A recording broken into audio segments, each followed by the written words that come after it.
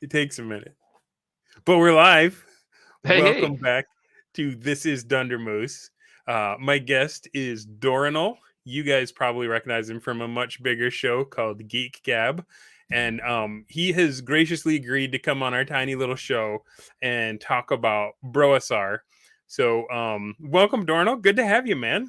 Hey, thanks so much. It's great to be here. I've actually been a big fan of what you're doing on the What is Dunder Moose show, Right on. and so I'm excited to the. Well, I want to figure out why is Dunder Moose, and When is to Dunder Moose? when is Dunder Moose? It's now. Why is Dunder Moose? Just listen a few minutes. You'll get All it. right. Well, I do have a few questions to start off. Hit me. Who do you think that you are? Who do I think that I am? And Dornal. what gives you the right? Mm, I ask this as someone who has recently lost a character that I don't care about, named Friar Knuck, but also a character that was close to me, the five-fingered Viscount, in your murder dungeon full of orcs. Murder dungeon full of orcs. Yeah. Well, that's the downside to playing Dungeons and Dragons. You sit down with a bunch of friends, and there's this one guy on one end of the table. Yeah. This son of a gun is your dungeon master, and he doesn't care. Yeah, so we almost, for those that haven't been keeping up on current events, we almost had a total party kill. The only reason we didn't is because not everybody would fit in the room. All of our fighters were left upstairs, and then like every thief we had, and then one cleric got dropped like 4 levels in an elevator trap, and like the door opens, and it's just like a straight shoot with a dog leg, and it's just, what was it, 30 orcs? 15. 15. Yeah. You Suffice guys, it to you guys say, did well. some of us did. Some of us hid the whole time waiting for that perfect moment to jump out and backstab and miss their attack. These things happen sometimes. These things, they happen. Well, players have this mental model, this image of what's happening in game, and Yeah. when it doesn't match the dungeon masters, or when it doesn't match reality at all, like for example, attempting to hide in shadows when everybody knows you're right there behind the door. It doesn't always work out in your favor. Sometimes you can talk to the dungeon master and work that out, and sometimes you. When the guy next to you is holding a light source. when the orcs, the aforementioned orcs, watched you run away and run around the corner. They're like, do the dive rolls help? Yeah, they help. Anyway, just busting your chops. Let's put a pin in that. We'll get to that later when we get to like the DM section. I love talking DM. I love talking stories. All right. But let's talk about your story. How did you get involved with this style of play that like my whole channel is obsessed with? I have had some guests on that are not in the BrOSR, but like the ones I'm really interested in what they have to say are. So no shade on my former guests. I've had some amazing guests and we had some good shows, but like this is the stuff I'm here for, is getting the message out. How long had you been playing tabletop role-playing games prior to these BrOSR methods came about for you? 40 years, man. Been doing it for 40 years. So you never stopped. You picked it up as a kid. That's not fair. I'm just 40 making years. a joke. That's the BrOSR inside joke. We did it for 40 years, man. 40 years, man. I started in, when I was a youngin', and this was so my first exposure to D&D at all was, in the Walden books at the mall, right? Because they had the Dungeons and Dragons books on the shelf. This is like the late 80s. And the rules cyclopedia. I loved thumbing through it because I was into fantasy stuff. So I loved the illustrations and things like that. Never got into the game. A few years later, a good friend of mine got me into D&D. That was when second edition came out. AD&D second edition came out. I feel like second edition was the first one I was aware of too, because like that was like you'd see Ravenloft in the back of the comic books, and Like they were really, really doing a good job of advertising the second edition modules and settings. Yeah, and it makes sense. I mean, in hindsight, that's when TSR realized that they were just selling a brand, and they had just gotten rid of Gygax, and they just went on a whole blitz with all of their different settings. My setting, everybody has a setting. Everybody has a second Yeah. edition setting. Mine was, believe it or not, Planescape. Okay. I never played it at all. I owned nearly every single Planescape product, and never bothered playing it. Just enjoyed thumbing through, looking at all those Wow. illustrations. Tony Ditterlizzi, the illustrator of that, they he sold lots of books for them. Like that Yeah. man's a treasure. No, we started with AD&D second edition, and I played that all throughout high school and college. Were you player, And DM, or both? I was always a player. Okay. I was a dungeon master once, and we did the usual six. I think we made 3 sessions. We did the usual 6-session Did you thing. kill them all with orcs? Oh no, no. Oh, I want to talk about that too. We're gonna get to that. Holy cow! We're gonna get to that. We're gonna get to that.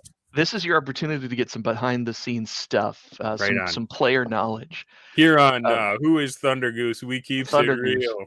the myth, the man, the moose. So I played second edition up through college, and by the time I finished college, that was around the time third edition came out, and I actually stopped playing for a little while. Mm-hmm. It was a few years after I got out of college that I met up with a good friend of mine in Salt Lake City. You know him as Daddy Warpig. Daddy Warpig. So me and Daddy Warpig, we've been doing the Geek Gab for years and years, but we were personal friends long before that. And he was running third edition Dungeons and Dragons. Of course, like everybody else, it was homebrewed, hacked to pieces, custom classes because the ranger was terrible. So here's a good ranger class. Right And on. the what do they call it when you've got the diplomancer, right? Those rules are obviously broken. That skill's out, right? I have no idea what that is. The diplomancer. The way the rules were written in third edition Dungeons and Dragons, they had like a chart where depending on how high your diplomacy roll was, you could get Sorry, Steve was just said I've been listening to get this whatever Thunder Goose for 40 years. I know, right? It just feels like it. Years. It just feels like it, man. It's like we were always here. We've been here the whole time. I'm sorry. I totally just stepped on your story. Yeah, well, it was a boring story. You might as well. No, it's basically like if third edition, if the rule set were a computer program, the diplomacy skill had a bug or an exploit, right? Because it had a chart. It had a chart of results. Like if you got a 30 plus on your skill roll, you could basically arbitrarily affect like whatever result you wanted out of this social encounter you get. And so so you could seduce dragons and do all kinds of stupid broken stuff because people would just bend to your will. Yeah. It was a charm person spell. Exactly. Canny players would just see that, and they'd be, including Daddy Warpig. As soon as he saw that, he said, "Nope, not in my game." Right. But I only played a couple of years with Daddy Warpig. But we played role playing games on and off. He's also a big lover of an old role playing game called Torg. So this is that was the first time in my life that I was sort of exposed to other games besides Dungeons and Dragons and Cyberpunk. Okay. I didn't mention Cyberpunk. I don't think that has anything to do with anything here. Although it's about time we played Cyberpunk with BrOSR rules. Oh yeah, man. Oh my goodness. Cyberpunk 2020 actually is built really well for BrOSR or an OSR style game. If you consider the city a dungeon, and you consider and if you consider all the wacky, like the booster gangs and the poser gangs and everything as your sort of wandering monster, part of your wandering encounter table, you could do a really interesting Cyberpunk 2020 game with that. Okay, well, hold off on it. Like I'm Man. so overcommitted right now. I'm in on the Masks of Nyarlathotep. with Oh yeah. ED Broders right now. He's using BrOSR principles in Call of Cthulhu, and we need more players. By the way, if you guys are looking to get in on this crazy business, but that sounds good to me too. And I feel bad saying that because I'm already doing so much that I'm like not able to keep up with it all. So Stretched uh, thin. Hey, that's one of the beauties of the BrOSR, what we're doing. Like, there's no shortage of yeah, great games and great people to play with. you just gotta watch. You never want to go full Brigadian. It will consume He's in you. every single one. I don't Yes. think he's not in the Call of Cthulhu thing. Because I think if if I understand him well enough, I think it's because in Call of Cthulhu you're not supposed to stab and shoot the monsters. They kill you. He's like, if And I can't dominate the bad I don't guys, what's the even point of playing? exactly, I'm still exactly, trying to figure exactly. that out. Everyone that I've talked to says, "Oh no, it's great. You don't go up in power very much, and you're probably gonna go mad and die before you figure out what's going on." I'm like, and that's fun. How? Like, was it Failure the board game? But I'm actually really having a Yeah. good time. I'm only like 2 sessions in, and like I'm fascinated. Like I'm Well, getting all these little clues and stuff. that's supposed to be a huge globe spanning adventure. It's we're very highly regarded. So I'd love to hear more. I want to see an after action report from you guys. All right, right on, You bro. you Start were bros blog receipts. you were asking sort of how I got into it, how I got. Did you want my Yeah. full life story or just No, how I got just to what? BrOSR? Well, is there like a really memorable, satisfying gaming experience you had when you were still playing conventional style? Still playing conventional style. Absolutely. There have been many great.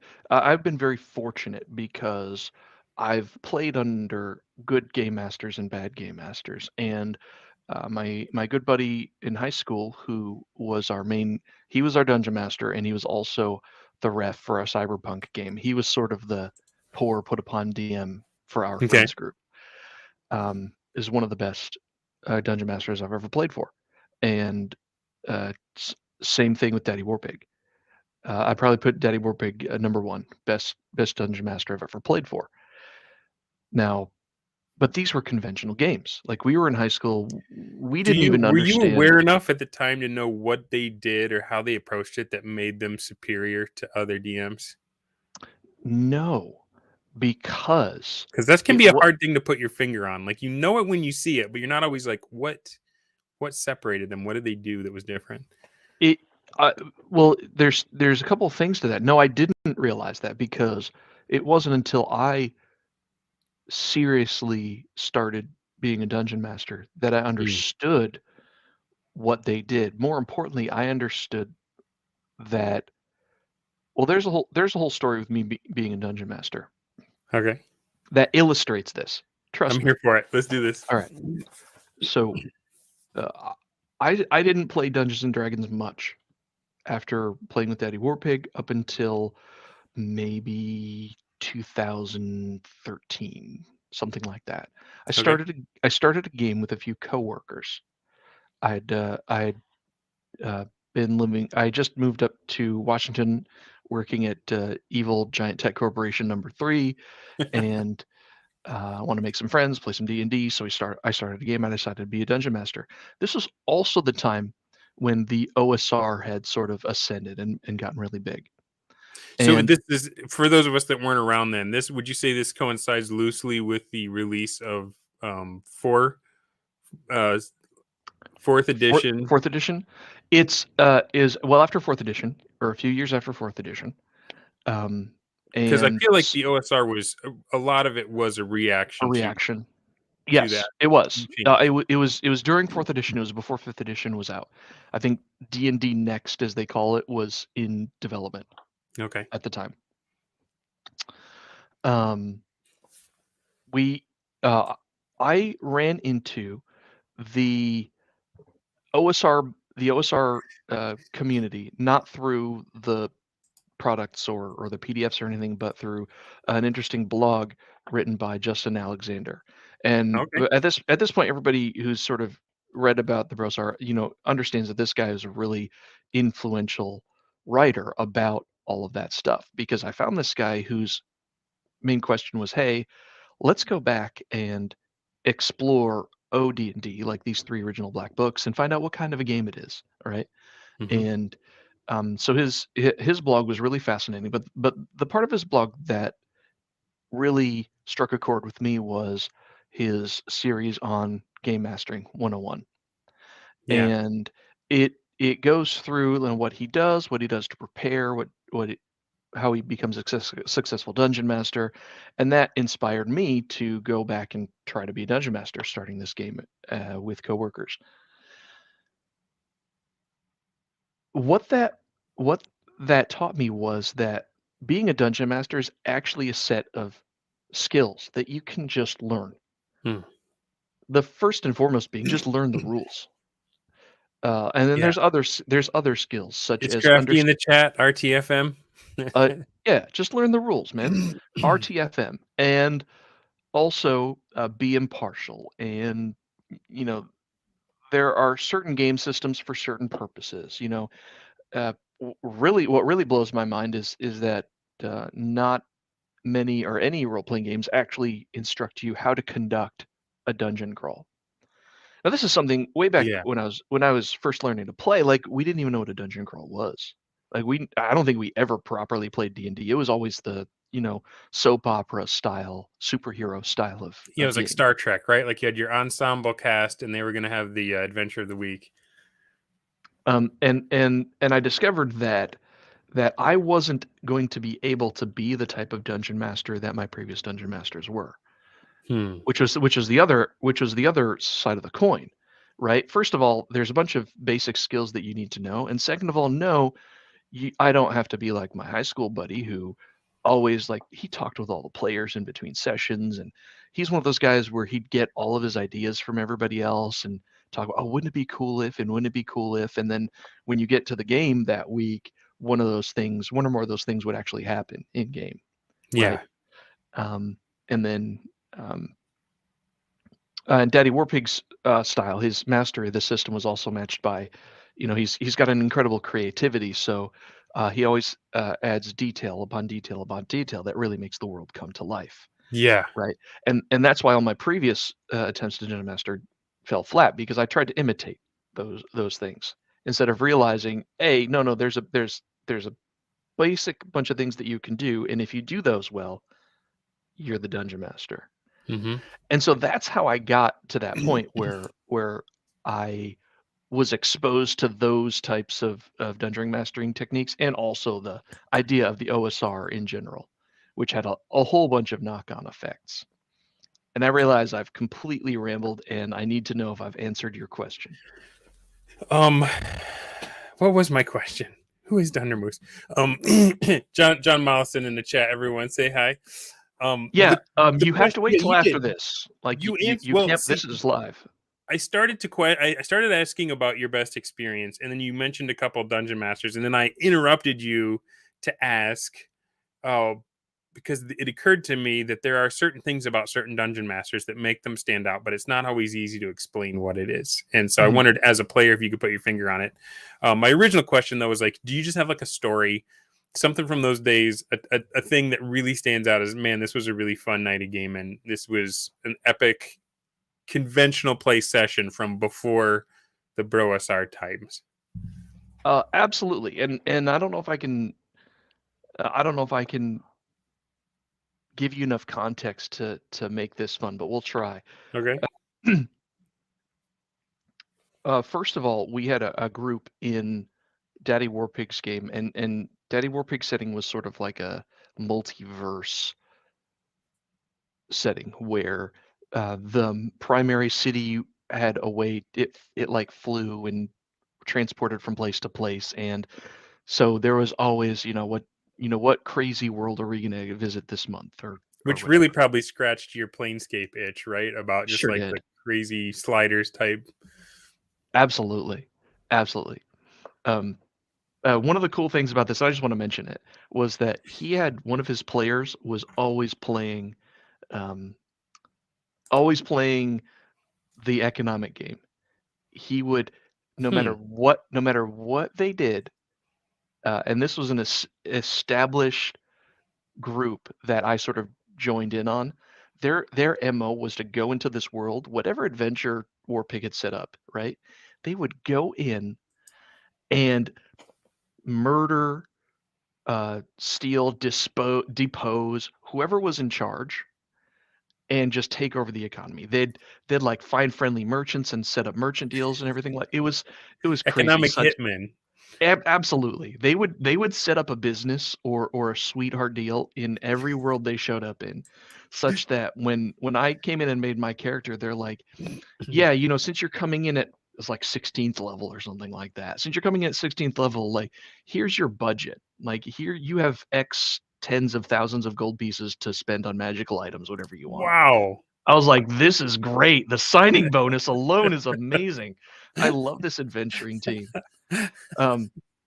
But we had this great moment where, and this was a bit of the soap opera sort of setting, where that character's was like the nephew or bastard son of the emperor of the evil empire or something like that. And we found out that, and this was like the villainous empire of the setting, and this villainous empire naturally had a necromancer who's doing Mhm. terrible things.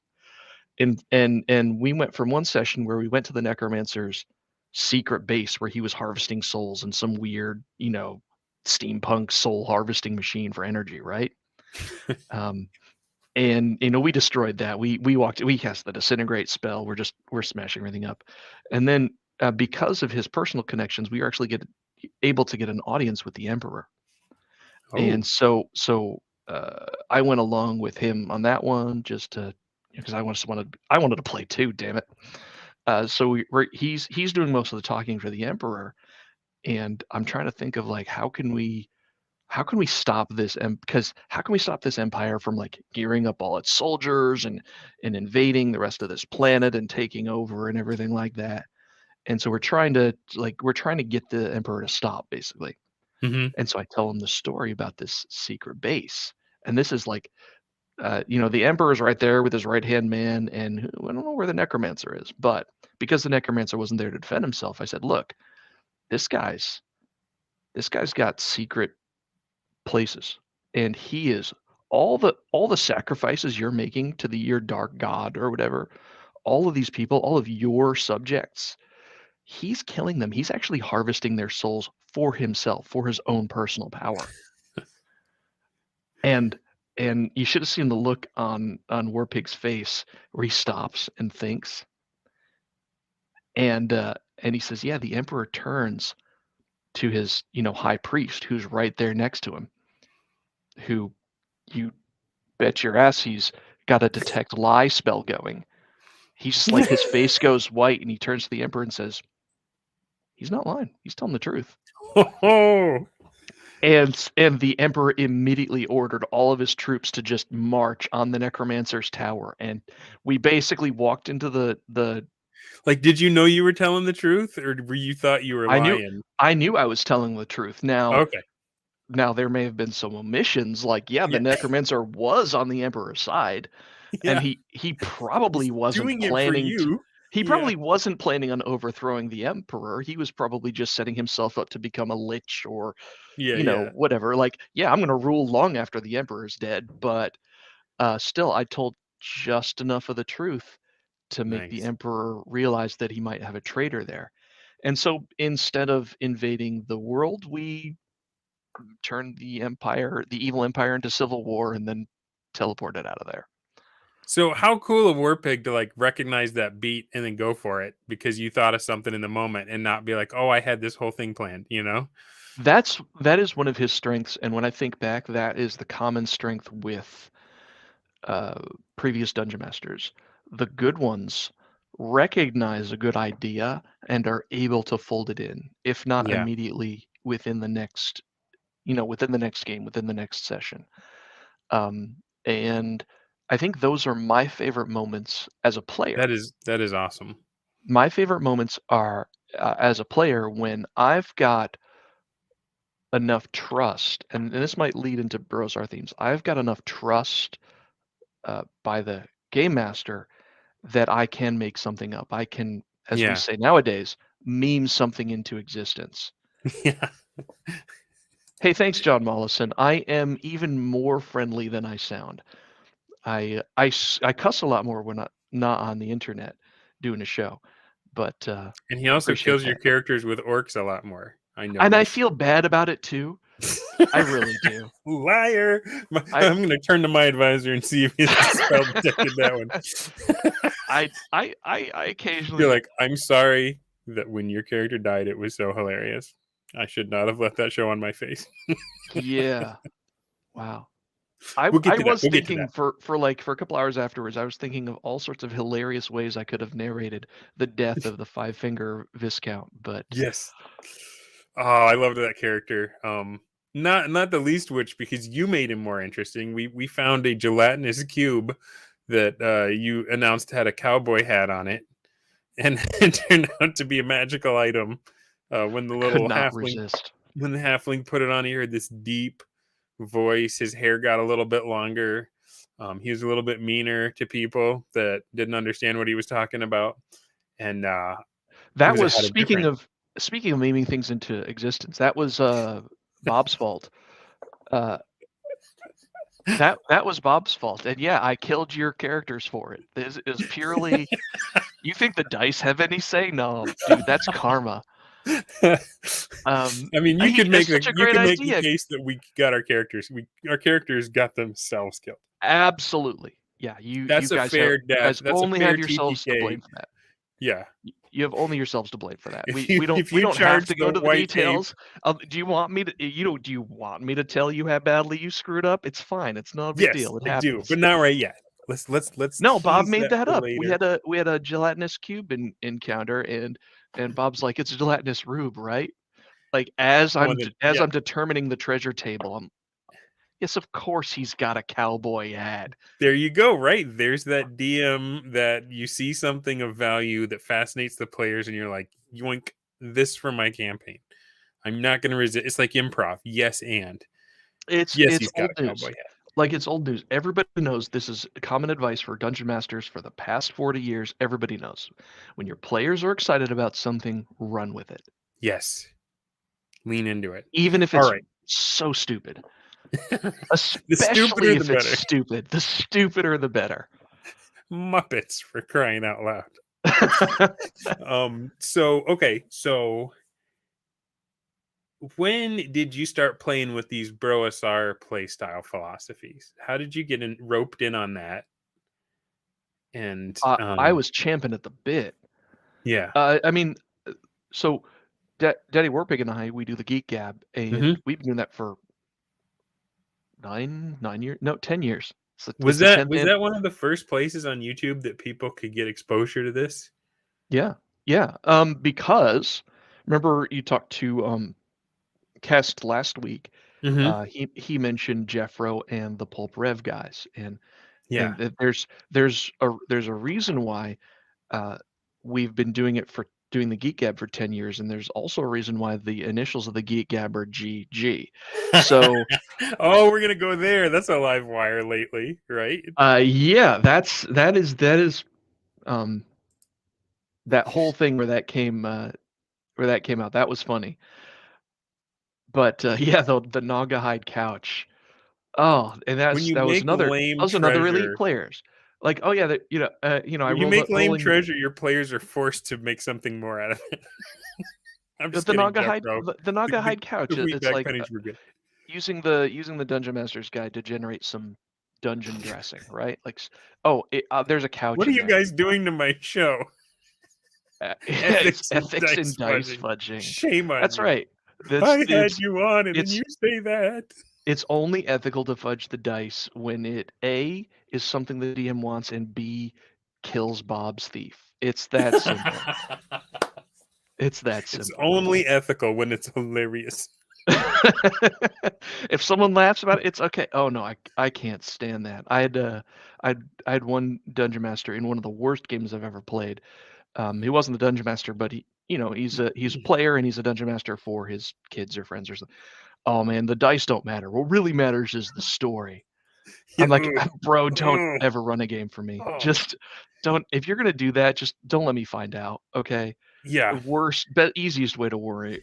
to ruin a game, man. But I hasten to point out the reason that we cringe is because it used to be us. I feel like there's a lot of people that's kind of why I had an agenda in asking about your conventional play roots, because the people that are into this stuff have played it the other way. Like a Mhm. lot of times when you try to make the case for BrOSR style play, they will assume that you don't know what you're talking about because you've never tried it their way, right? Are And you kidding? I spent 20 years playing around in the Super Friends story hour. I'm tired of that crap. I'm I'm tired of the poor dungeon master thinking he has to craft a special moment for my character or something. Tell me more about your backstory because I really want to fit you into yeah. this game. What was Fuck this you, on man. page I 8 want about your gold. mother? And you expect me to work that in, right? Right. So I'm sorry. I don't want this to come across as snarky because I feel like the BrOSR has enough snark. And you know, I have fallen victim. I'm guilty as well during the FDA audit. I even got memed on for it, like, who radicalized you? The FDA. Right. So I I was not immune to it. But like people that say there is no true way to play and roll their eyes. Um, Oh, maybe I can't stand that. These are the same people that say that repeat, let people enjoy things. And they probably have that obnoxious coexist bumper sticker on the back of their car. you guys are gonna you can never have enough snark. You're I'm gonna enablers go is back to what you are. Mollison's comment. Am I nice? I'm a judgmental SOB. I Let's do go to John not want to Dacre's deal with that comment. right. Dorrinal's pants are smoking. Oh my I goodness. think that was in reference to the Feeling earlier bad? thing about the Yeah, feeling dice bad feeling. about killing Yeah. characters. You know what? I feel like sometimes it's better to just ignore the chat because these guys are crazy. They ruin campaigns and they ruin That's how I broadcasts. get through a whole session of Trollopulous. Just ignore these guys. No, I'm serious. My chat is lit. These guys, they are some of the most educated. It's a small crowd, but they're the best memers, and they really are the most interested and intelligent. I feel. Um, However, let's get back to the question of how did you get roped in? You were chomping at the bit. What was your in? Oh yeah. Well, Because you were already playing with OSR stuff I on was your already way playing out with of all the OSR 5e. stuff. At the time when the BrOSR blew up, I wasn't playing any games at the moment, and uh, but we were still doing the Geek Gab. And remember that we were big into the pulp rev. We love talking to Jeffro and since Steady Warping, and I love RPGs, and we talk so much about them. It was Mm. natural to have people like Jeffro on and talk about all this RPG stuff. So we were already friends with Jeffro and company You were when, already hanging out with the kids down by the liquor store. yeah, and so when I found out that how funny this BrOSR thing was, and when Jeffro was doing what really caught my attention was the Trollopulous News Network, which is like a lot of other people. And Um, was this a Twitter thing? this was a Twitter thing, Is yeah. it So still what happened? around or is it gone? It's gone. Yeah. Okay. What happened was it was during Jeffro calls it the July 2021 Bronstein or whatever. Yeah. So So when he I first turned on patrons in Trollopulous, yeah? yeah, so I had already been following what they were doing. Like I remember when Mephrodis bullied him into trying AD&D.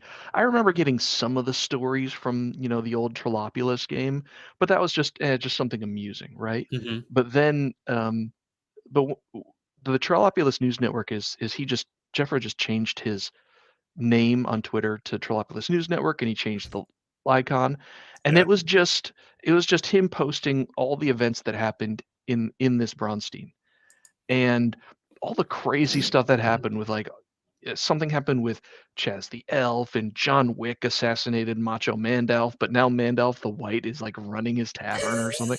What? All of this crazy stuff happening.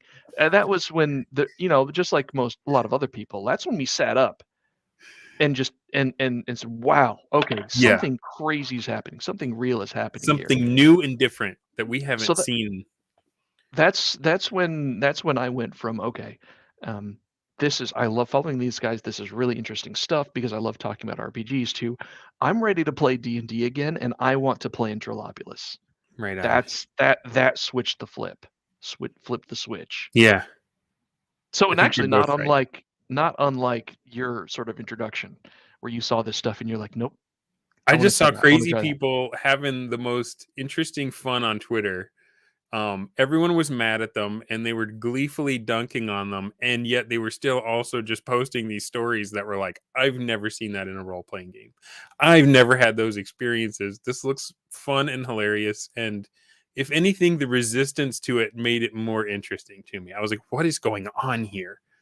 And I had already bought in at that point, right? I had already spent a couple of hours talking with Jeffro Hmm. on camera. I think you can go back and find our old episodes And you still with wanted to try us it, running. even though you had done that. Oh, I'm just kidding. oh yeah. I'm Well, just teasing you. I had completely bought in, and uh, and so I already understood where all the kayfabe was coming from. I already understood the principles, and just to see what they were doing, I was like, wow, that was incredible. And of course, another thing that, and this is something that not everybody knows about me, is that the other thing that really drew me in was the experiment. Yes. They their idea of we're going to play AD&D First Edition by the rules, all the rules, even the rules that everybody had discarded 30 years ago. That was interesting to me because I I also like to play board games and things like that. I like to Hmm. sit and analyze for a little bit. I like to run natural experiments Yeah. with stuff like that. I did natural experiments with when I was a dungeon master, when I was integrating those OSR concepts like gold for XP. I've got a story related to that if we want to kill more time later, Heck yeah. right? All the There stories. there uh, um I like doing those experiments. Well, here's an example, right? Um, so I told you that I was running a D&D game for coworkers. We used third edition, 3.5. Okay. And I was enjoying it. And it was the system that I knew best because it had been too long since I'd played second edition. They will not let up on my mustache. I'm And sorry. your mustache? Oh, I thought you were talking about my hair. Oh, I don't know. Don't go find old photos of Yeah, me. I got what I got. It's getting less and not more. um, but partway through this game, and I was just running a large mega dungeon, Caverns of Thracia. That's a pretty Okay. good one. Um, and I noticed a couple of things. I noticed that in third edition, the characters weren't. I wasn't trying to kill the characters, but also uh, the characters weren't afraid of anything, right? Hmm. They started making really weird decisions, taking risks with monsters and stuff like that. And when we got to a certain point in the game, fifth edition was out, and I was like, "Hey guys." Oh, another thing was that it was taking too long to execute combats and other things. Yeah. I said, "Guys, I tried D&D Next at the last PAX, the last Penny Arcade Expo. Really liked it. It's a little simpler system. I'd like to play that." So I actually just converted the whole campaign. I think I only lost one player doing that. I think they were just looking for an excuse anyway. Yeah. Um, but that was a nice experiment, and unfortunately, as anybody who's played 5th edition knows, that I only got part of my wish. It was easier to run the game because I didn't have a sheet of bonuses and penalties to apply to every situation. It was a really easy game to play. But the characters were even harder to kill, and then And the they combat was started still boring. and combat was still boring and long. And they started doing crazy things, such as at the end of one session, they found a treasure room, and the guardian of the treasure room chased them all the way outside of the dungeon. It literally chased them outside and was Hmm. not going to stop until they were dead. So they actually destroyed the guardian, and then it was time to go for the night. The next time they went to play, they said, "Okay, we can go back to that room where all the treasure was, but actually, if we go over here, we know there's going to be a bunch of minotaurs, and we can fight." And I said, I just stopped the game right there. I was like, "Hold on, what's happening? You guys, yeah, we want to go to where the minotaurs are because that's where we're going to fight." And I said, And it's like there's and an empty treasure room empty unguarded. treasure room, but they're playing fifth edition, so It didn't take much thought. The Sorry, next this chat is so distracting. this chat is lit. I can't hear you guys over the sound of the wind in my hair. Must be nice, bro. Enjoy it while you got it.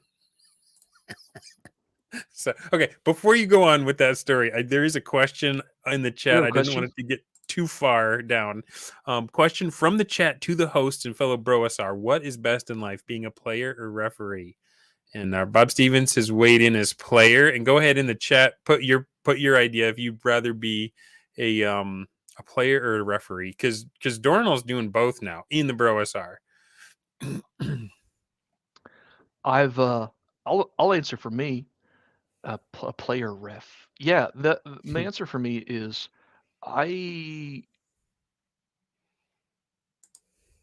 I usually enjoy being a player. It's got to be both. It's got to be both. I'm more experienced as a player. I think I'm. Yeah, I agree. There's John Mollison no longer is. understand the distinction between player and referee. That's because he is all his players. If you're not both in a campaign, what game are you even playing? Yeah. Well, I mean, here's the thing. Right on, man. As a player, I don't necessarily find my satisfaction comes from a couple of things. First of all, sort of getting the trust of the dungeon master so that you can meme things into existence, Yeah. right? That's partial refereeing, right? Another thing is I like doing those experiments in the game, and I also like optimizing, right? Um, I am one of the biggest components. I'm always sounding the horn about being good with our player time, right? Um, I I don't necessarily have the idea on what we're going to do that session, but execution matters. But You guys are obsessed with on a our hair. handlebar mustache, I don't know.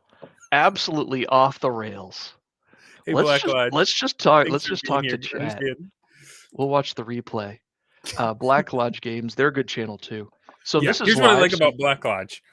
Yeah.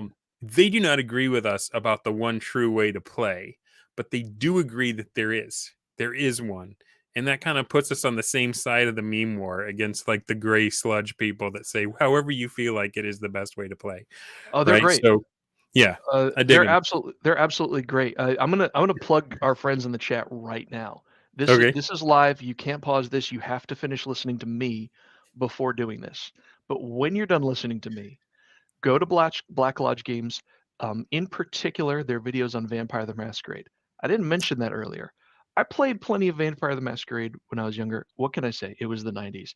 These Yep. guys know Vampire the Masquerade. You do not play Vampire the Masquerade like you play Dungeons and Dragons. Right. Um, it's even to the point where I don't understand Vampire the Masquerade. I really don't. I went to a LARP a couple of times and I didn't get it. Because to me, Vampire the Masquerade is 3 dots in potence and throwing cars at your enemies. Like this. Yeah. I want to do that. Did I LARP? My goodness, the first time someone said, "Yeah, we're gonna resolve this challenge, hand me one of your raffle tickets and play rock paper scissors with me." I was like, "No, I'm gonna go hang out in the corner with the guy with the weird goth jewelry and just chat about stuff." Okay, not that. Yeah, I never did any of that. So like when I hear the word LARP, I just picture some like obese teenagers in a field smacking each other in the head with a foam bat, yelling 6, 7, 6, No, man. 6 points. The original LARP is the vampire LARP. It's Okay. as amazing and as cringe Clearly, I as, need to you be can imagine. educated. Yeah, I mean, plus back in the 90s, when I was in high school, it was all about the goth girls. My goodness. Um, go Black Lodge Games is a great podcast. John Mollison is at the Joy of Warren Gaming. He's in the chat. When you're done listening to me, the benefit of both of these channels is the Black Lodge Games guys are both they're voice actors or they've done voice acting work, and John Mollison has an amazing voice too. Yeah. So just put this show and those guys on your playlist, and you're set. You can just go to sleep to this. Oh, I shouldn't have said that. That doesn't sound right. No. You know what you should sleep to is my little intro bumper. What were we talking about? I have no. I do have an idea because I am the host and I know what I'm doing. R Dubs, I don't want to hear about John Hands. Is there like a does StreamYard have a way to punish your chat when they're too distracting? Like, is there I like don't think they so. should develop that something like a wet You noodle? should You can give them 50 lashes. you should find a moderator to ban their stupid asses. I love them. I love them too much. All right. No. So the question we were talking about getting looped into the BrOSR, you're chomping on the bit. You already had an in because you knew the guys that were doing this stuff and you really appreciated the experimental nature. And I feel like that's something Yeah. a lot of people on the outside in the Twitter wars don't understand is that it may seem like a unified front on the outside, like when everybody's dunking on someone for saying something wrong. But when you're inside playing with these dudes, it is a very experimental thing where they're trying all the rules, they're seeing what works, they're seeing what doesn't, they're challenging each other. Like you think they're hard on people on the outside. You know, it still makes me laugh when people say, "Oh, Jeffro's a cult leader." I'm like, I can't picture a leader of a cult that has been more abused by his supposedly mindless subjects. It gets so much grief, Are you right? kidding? I've had someone say in something in the back channels, "Hey Jeffro, when you're done beefing with Dorrinal, do such and such." Yeah. And I was like, I must be doing something wrong or something right if Yeah. someone thinks I'm beefing with anybody. I don't know. And it generates heat. I mean, there's some people burn out from it. Some people just Mhm. can't hack it and they take their ball and they go home. But like it is a very there everyone is committed to experimenting with the rules. I'm thinking about the last session, you got to joust using chainmail jousting rules against the Black Knight. Right? Macho Yep. Mandoff was Yep. DMing and he dug these rules out and it was like, all right, we got some paladins who wants to joust. And you were like, let's do this, let's go. And that Oh, was that's one of the fascinating. most delightful things about playing with the BrOSR guys. It's and this Mandalf's done it. Brian Renninger's done it, where they're Yeah. like, "Hey, I found these rules, and there's a situation where we're going to use them, and this just came up. So here's the rules that we're using to resolve this situation. Let's go." Right? And nobody gets upset. Nobody's like, oh, that breaks my immersion. That I want to know about the story. Well, we'll just hand wave it and come back. It's like no, the times that I've been there, like when we were when I found that chest full of gold coins and the chest wasn't trapped, but all the coins were coated in poison. Right? And we were Ah. like all of a sudden doing a deep dive on the poison rules. And like I was interested because my life was at stake. All of the assassin characters were paying special attention. That's how that works, right? And like Mhm. the whole team was more interested in what are the original rules about these kinds of poisons than they were in like the ongoing narrative. And I just thought that was special and unique and fun and fascinating.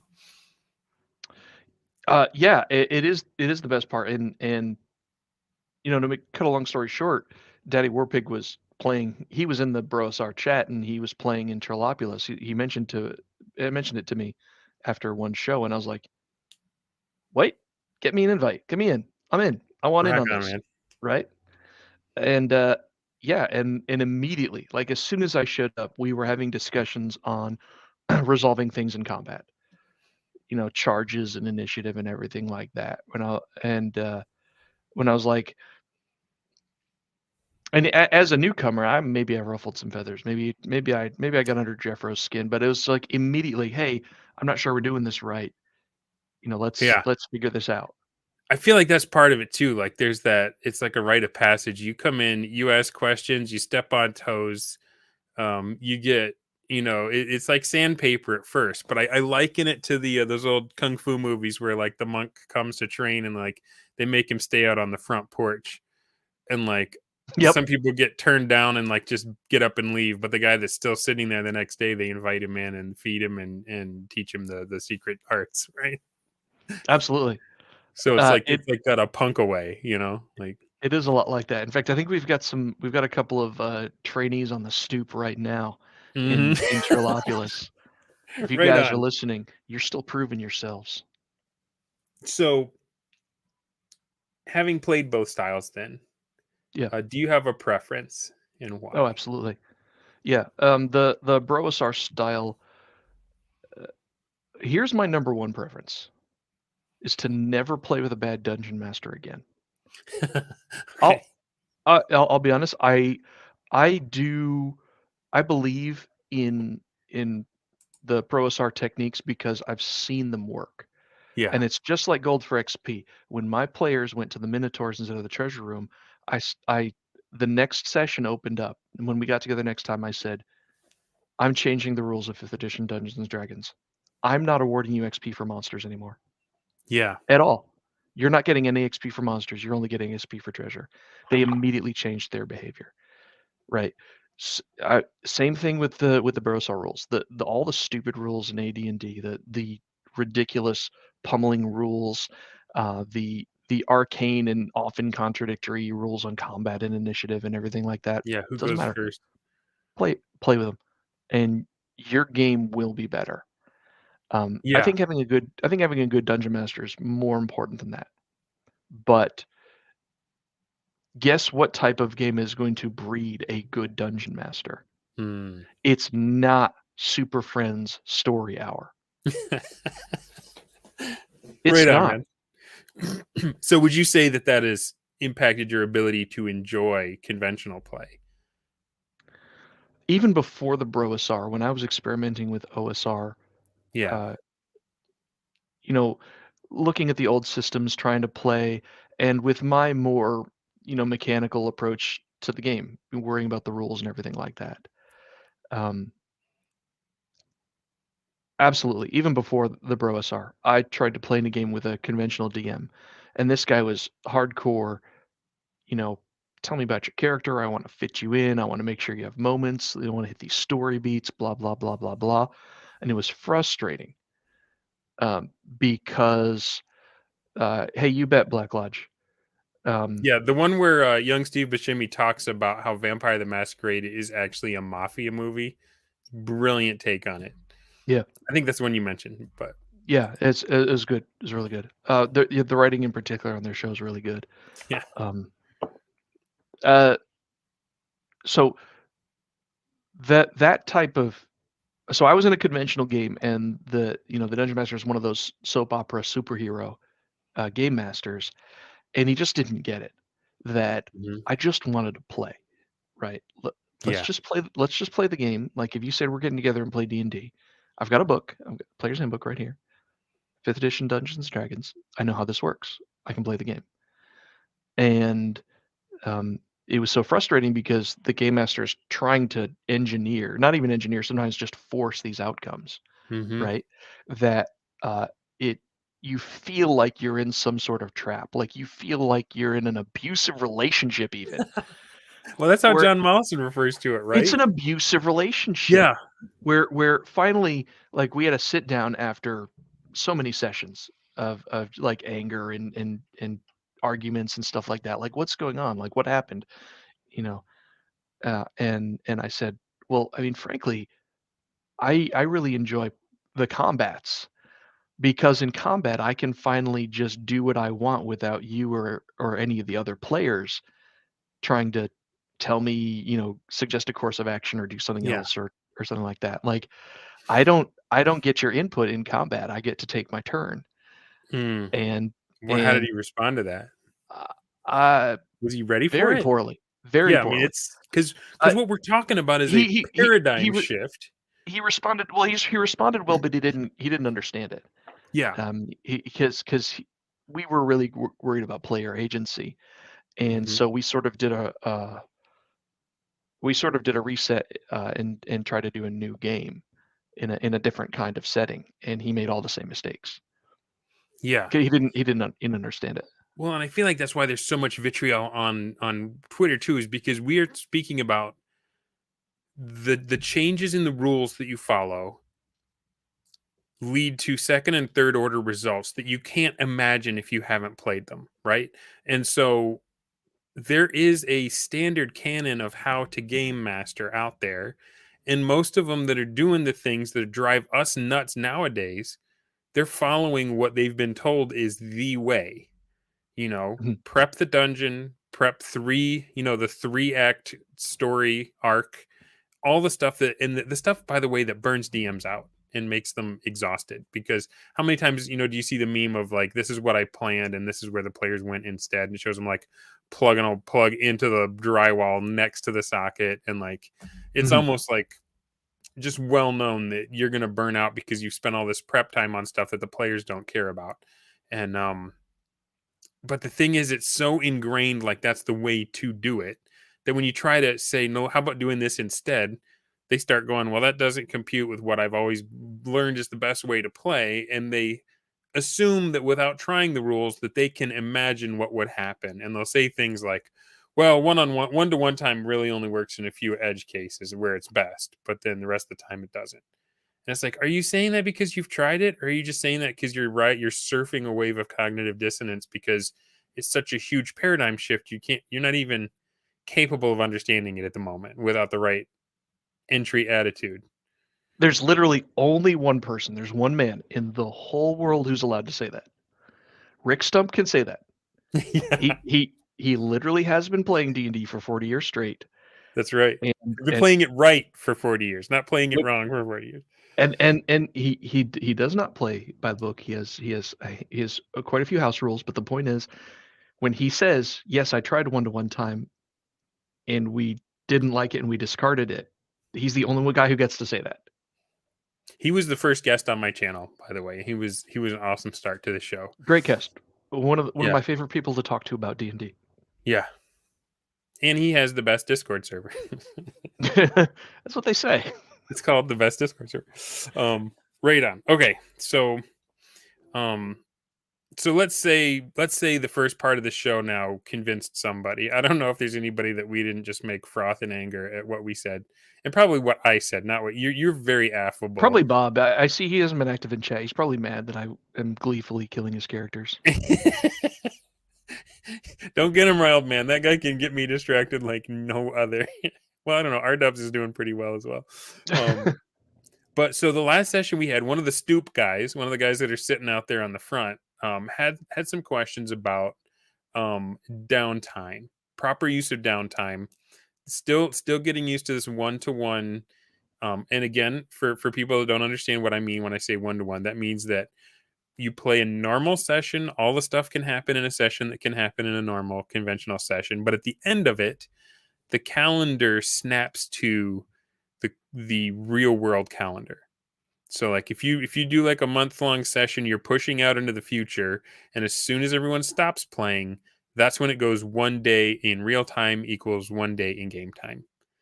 And all of the follow-on effects from there. And so sometimes you have more time before the next session than what you've gone through, and you may have like 3 or 4 days where your character is free to have action before the session starts.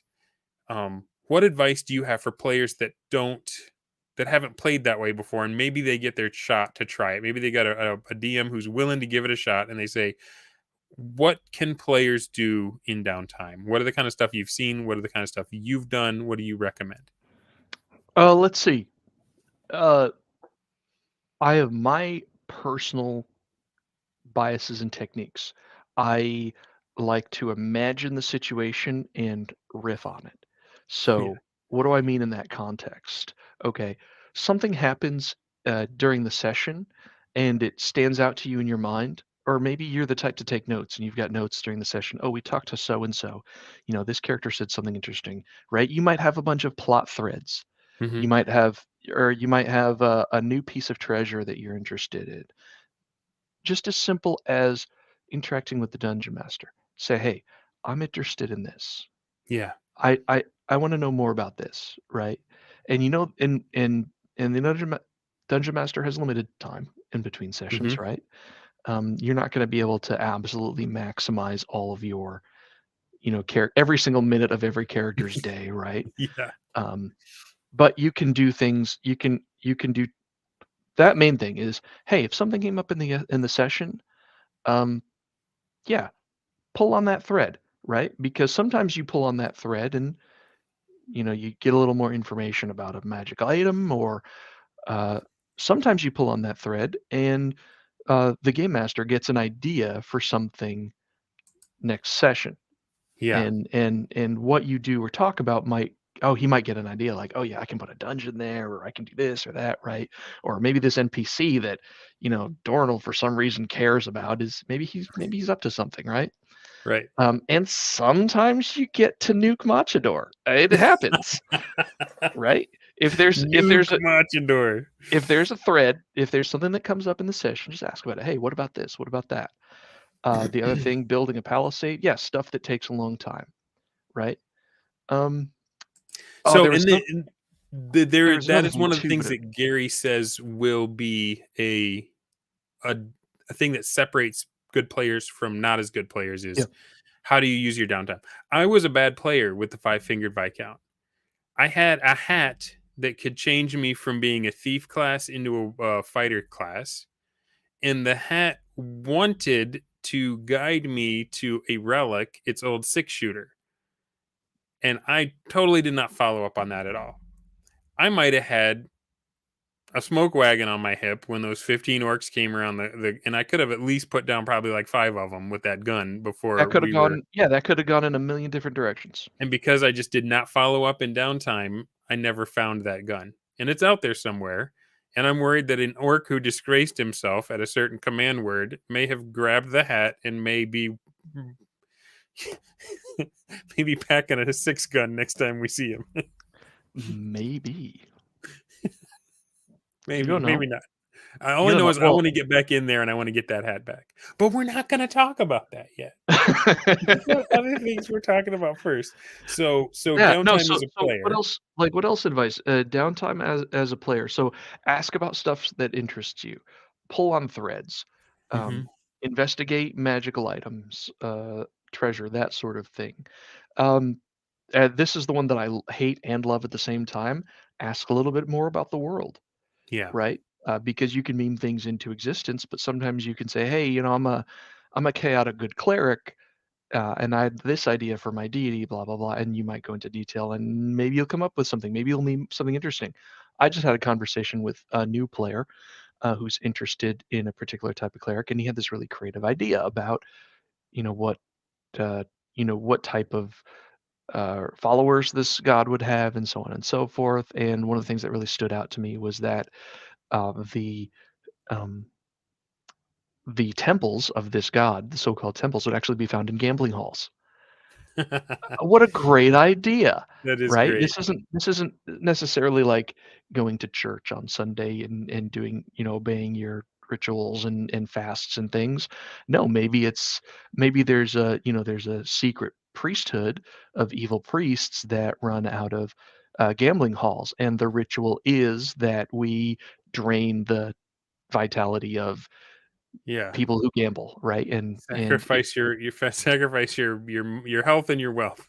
yeah, and maybe if you're in the inner circle, you present the right coin at the right gambling table, and Tithing is never an tithing's that's idiot. right.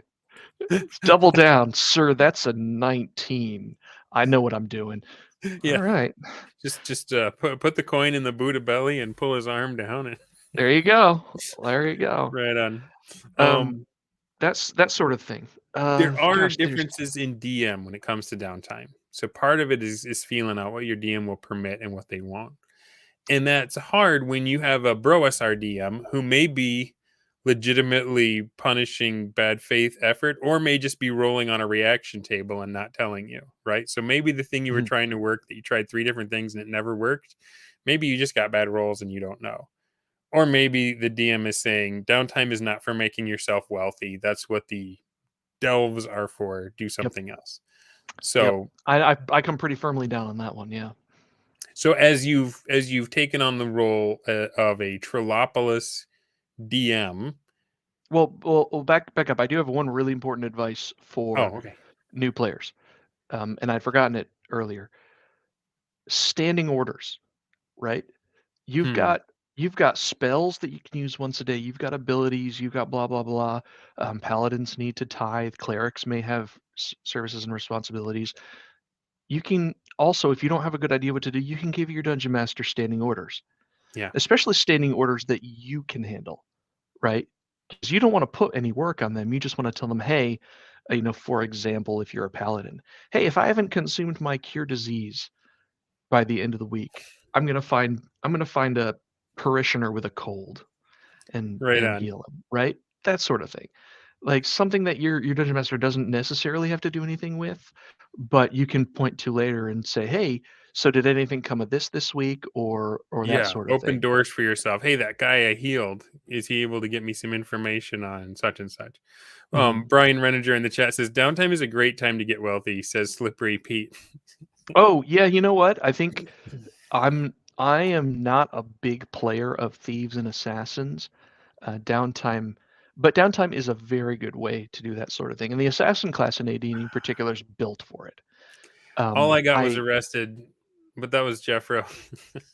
And he likes You're locking right. people up. You're right. The DM matters. The DM matters. And there's also like the B Dub style of Dungeon Master where he says, "Look, if your ideas are boring, I'm just going to ignore you.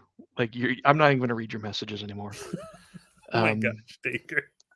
yeah, right. This Do I is get the gamer girl bathwater as a reward? I'm playing a cleric in your game, buddy. Oh Um, man. yeah, and Brian Renninger has been playing a thief in downtime, and he pretty much does all his work in downtime. Right? I mean, the character's fucking useless in session, but Says the man whose magic user looted Castle Castlevania while a Tarrasque was stomping on it.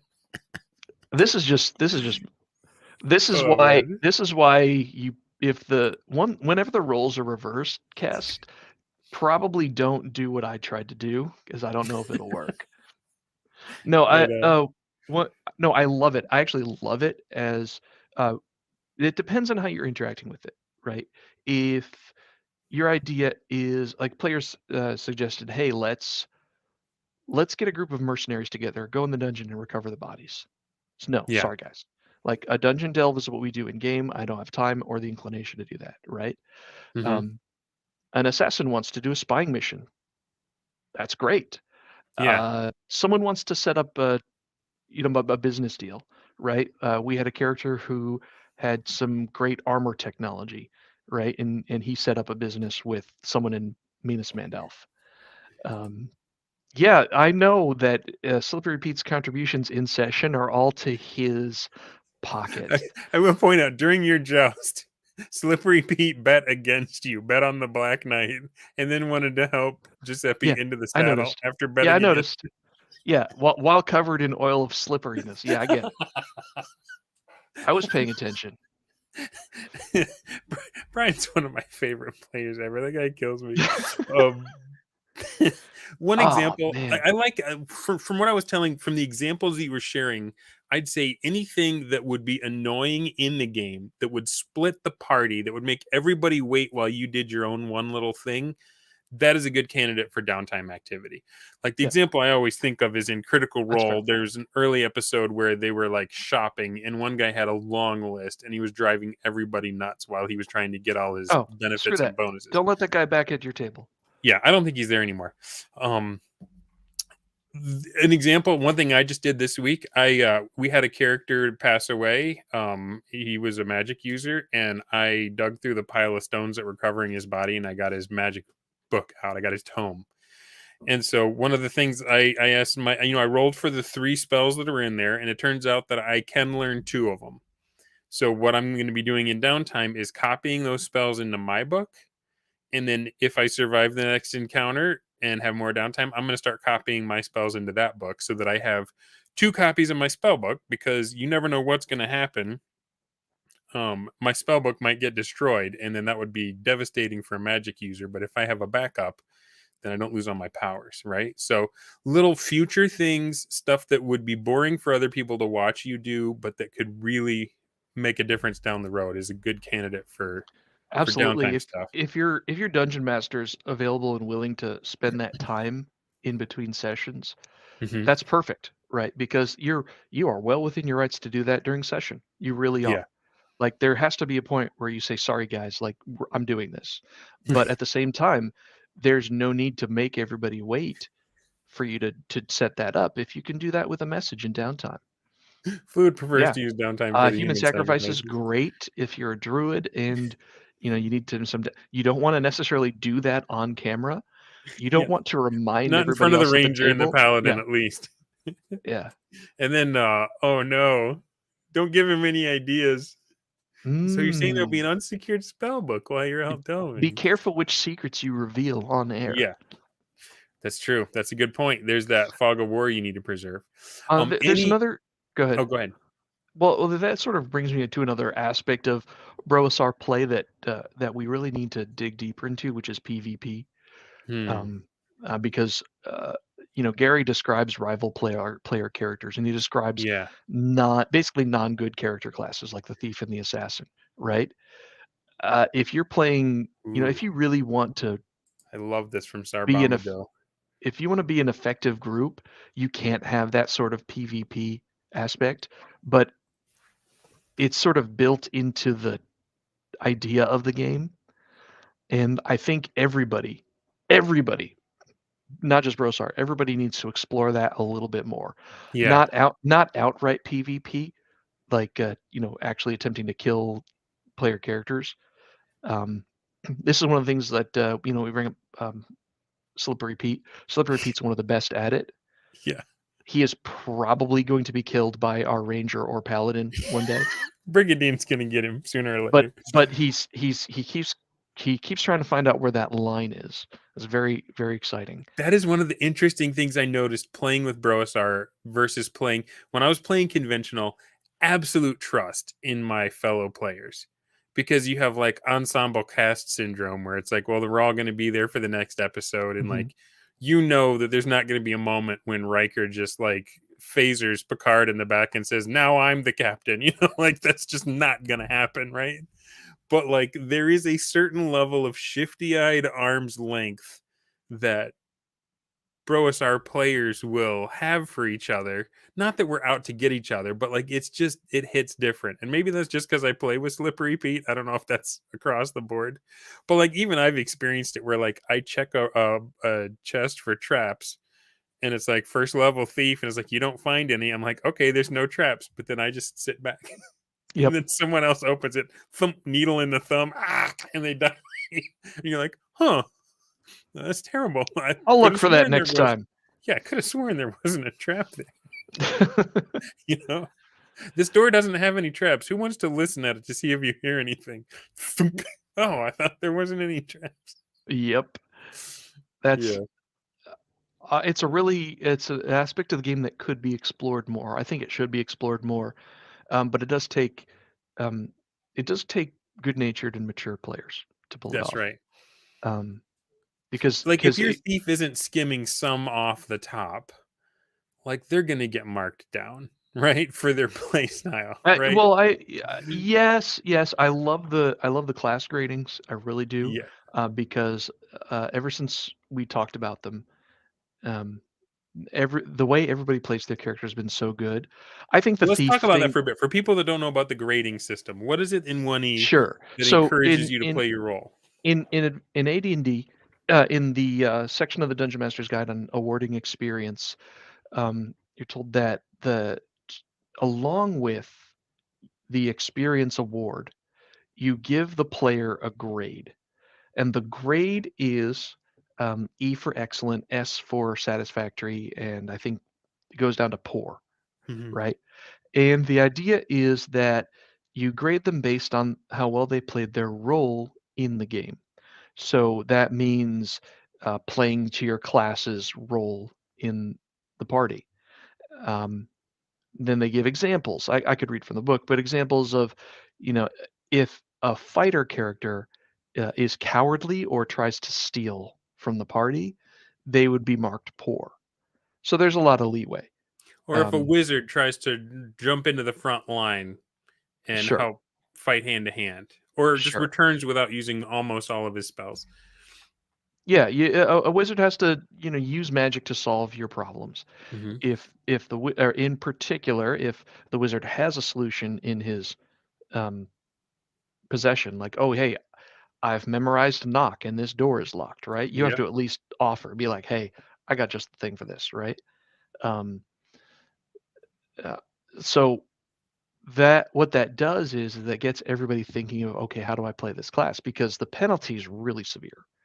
Yeah. Um, Yeah, you will What's the easily. penalty? The penalty is, it will effectively double or triple your training costs for the next level. So however much gold you needed to level up, double it. It's usually 1,500 gold per level that you're currently at Mhm. per week. So if you just doubled the amount of time it takes to train, you also doubled the cost that it takes to get to level 2. Yep. Absolutely brutal incentive. And once the players catch wind of that rule, they start playing straight. Or for thieves, they play it crooked. And it's not a Thieves. railroad because they don't have to, but it's in their best interest, so they wind up doing it. Well, we talked about a player character like hiding behind a door, right? Yeah. Um, uh, While the rest of us instead were of getting butchered by instead of orcs. fighting. Now he wouldn't have been marked down because he was a thief. He was a halfling fighter thief. Oh. Um, he wouldn't have been marked down because it was a thiefly thing to do. He would have been marked down because a fighter cowering in fear when there's a battle on is a poor thing. I don't think I would have marked him down in this instance, um, Mhm. because the player firmly believed that he was going to get a backstab opportunity. And it would have been epic if he'd have hit when he jumped out. It wouldn't have because it wasn't a backstab. I Oh. did not award him a backstab because There was nowhere to hide. there's nowhere to hide. Um, that's fine, but that's beside the point. But if he were a pure fighter, he only Yeah. had one hit point. He only had one hit point at that point. Like Yeah. if he were a pure fighter, it might have been the right play because, you know, dead fighters get no experience points. That's right. But he still would have been marked down, and he would have got a poor rating for that, right? It's a great example. I don't. I think the thief thing is a little overblown. I think the thieves, when granted an opportunity, need to steal from the party. I wouldn't I wouldn't mark down a thief who wasn't always trying to create that opportunity, if you know what I mean, Hmm. right? Like if he was actively trying to backstab the party at every chance, like all right, you don't need to do that to get an E rating. Like you don't need Yeah. to get it Yeah. right. Just check for use your thief skills, and if an opportunity presents itself, go get that bag, right? Hmm. That's all we ask of you, And if right? you have a wizard who's memorized invisibility, maybe he can cast it on you when you need it for a cut of the extra. Perfect example of play. Right? Yeah, that session was amazing. I just talk about it real quick. The way everybody played their role because there was a black knight out in the field challenging people to jousts, and of course the paladin in the group played by yours truly. Yeah, I'm going to take him up on that offer, right? And immediately the thief thinks of a way to turn this to his advantage. So he gets together with another one of the neutral characters in the party. So and the game master handled it beautifully. We had like an A plot and a B plot, Yep. where we're using those And there were jousting rules to wagers. figure out who's going to. Someone was making wagers. That was Bob, I think. Bob Um, bet on you. yeah, thanks, Brian man. bet on the Black Knight. Betting on your DM is good for one, redeemable for one past saving throw. Um, but at the same time, we did this sort of, shenanigans where the thief and the wizard are figuring out how to get into the Black Knight's tent and steal all his treasure and stuff, right? Handled beautifully. Abs Boom, there was an opportunity. Slippery Pete It was took it, Merry and Pippin trying to get into Gandalf's fireworks, right? is what it was. In fact, it was so clever. Like if I were the game master, I don't think I would have thought to mark him down if he didn't do it. It was just absolutely brilliant play. Um, I want to yeah, camp on exactly, Kest. Bob's comment here. He says rating players forces them to think about how they are playing and will improve their play exponentially. Absolutely, And that's one absolutely. of the other things that I feel BrOSR does that I don't know if conventional play does it as well, is how do you make better players? How do you make players that take the game seriously? And I mean, I say that tongue in cheek because obviously, you can roll up Bob the Muppet and go whoring. But Mm. like, how do you make people that have fun with themselves, but know what to do when they're in the scenario if your game doesn't punish them for being stupid and reward them for being clever. And I feel like that's what this rule set really does, is it teaches you to think about the game differently and approach it in the way that your role would. And that rating is one of those cumbersome rules that probably got ejected because it's more work, but it has these knock-on effects of making your game better and your players better. This comes down to a fundamental difference, a fundamental philosophical difference between the players of these games and the players that prefer conventional games and insist on it.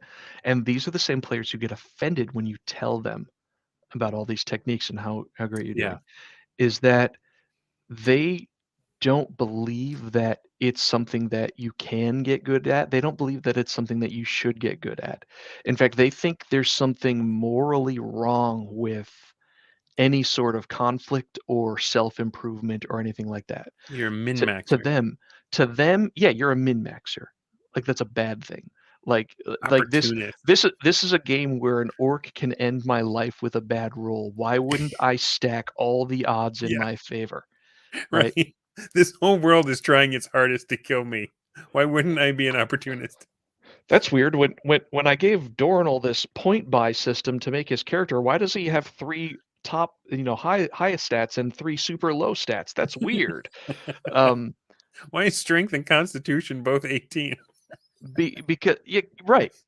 Because to folks like this, this is a shut brain off. It's a social thing. Yeah. It adding competition to anything like uh, like this is anathema. They uh, they don't like board games where there's direct confrontation. They want to play a Mm, cooperative game, or they want to play a Euro style game where instead of, throwing orc armies at each other, you're settling. yeah, you're Let's plowing settle. Can we you're plowing settle? fields and share, breeding sheep or something like that, right? What birds are in your backyard? Yeah. I'm just kidding. I love Wingspan. It's a good game. We call it Bird Game. I Yeah, think you and Bird I Game. I talked love about that. Bird Game.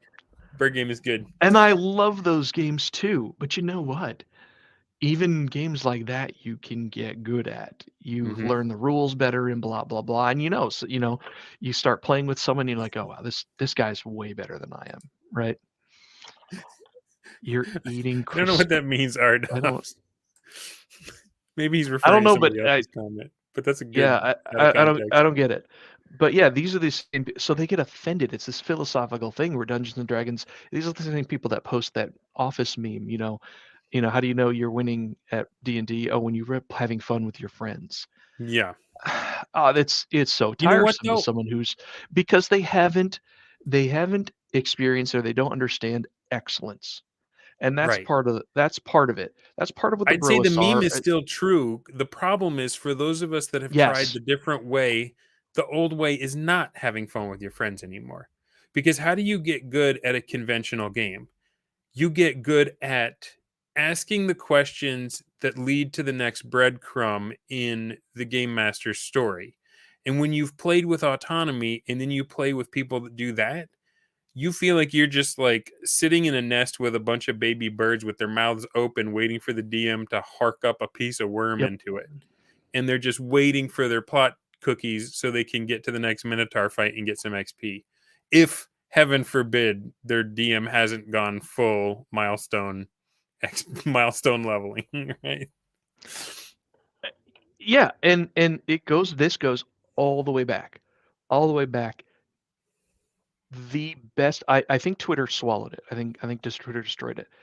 But the whole thread with Mephrodis Yeah. about elite play, being good at the game, bullying your DM, taking control.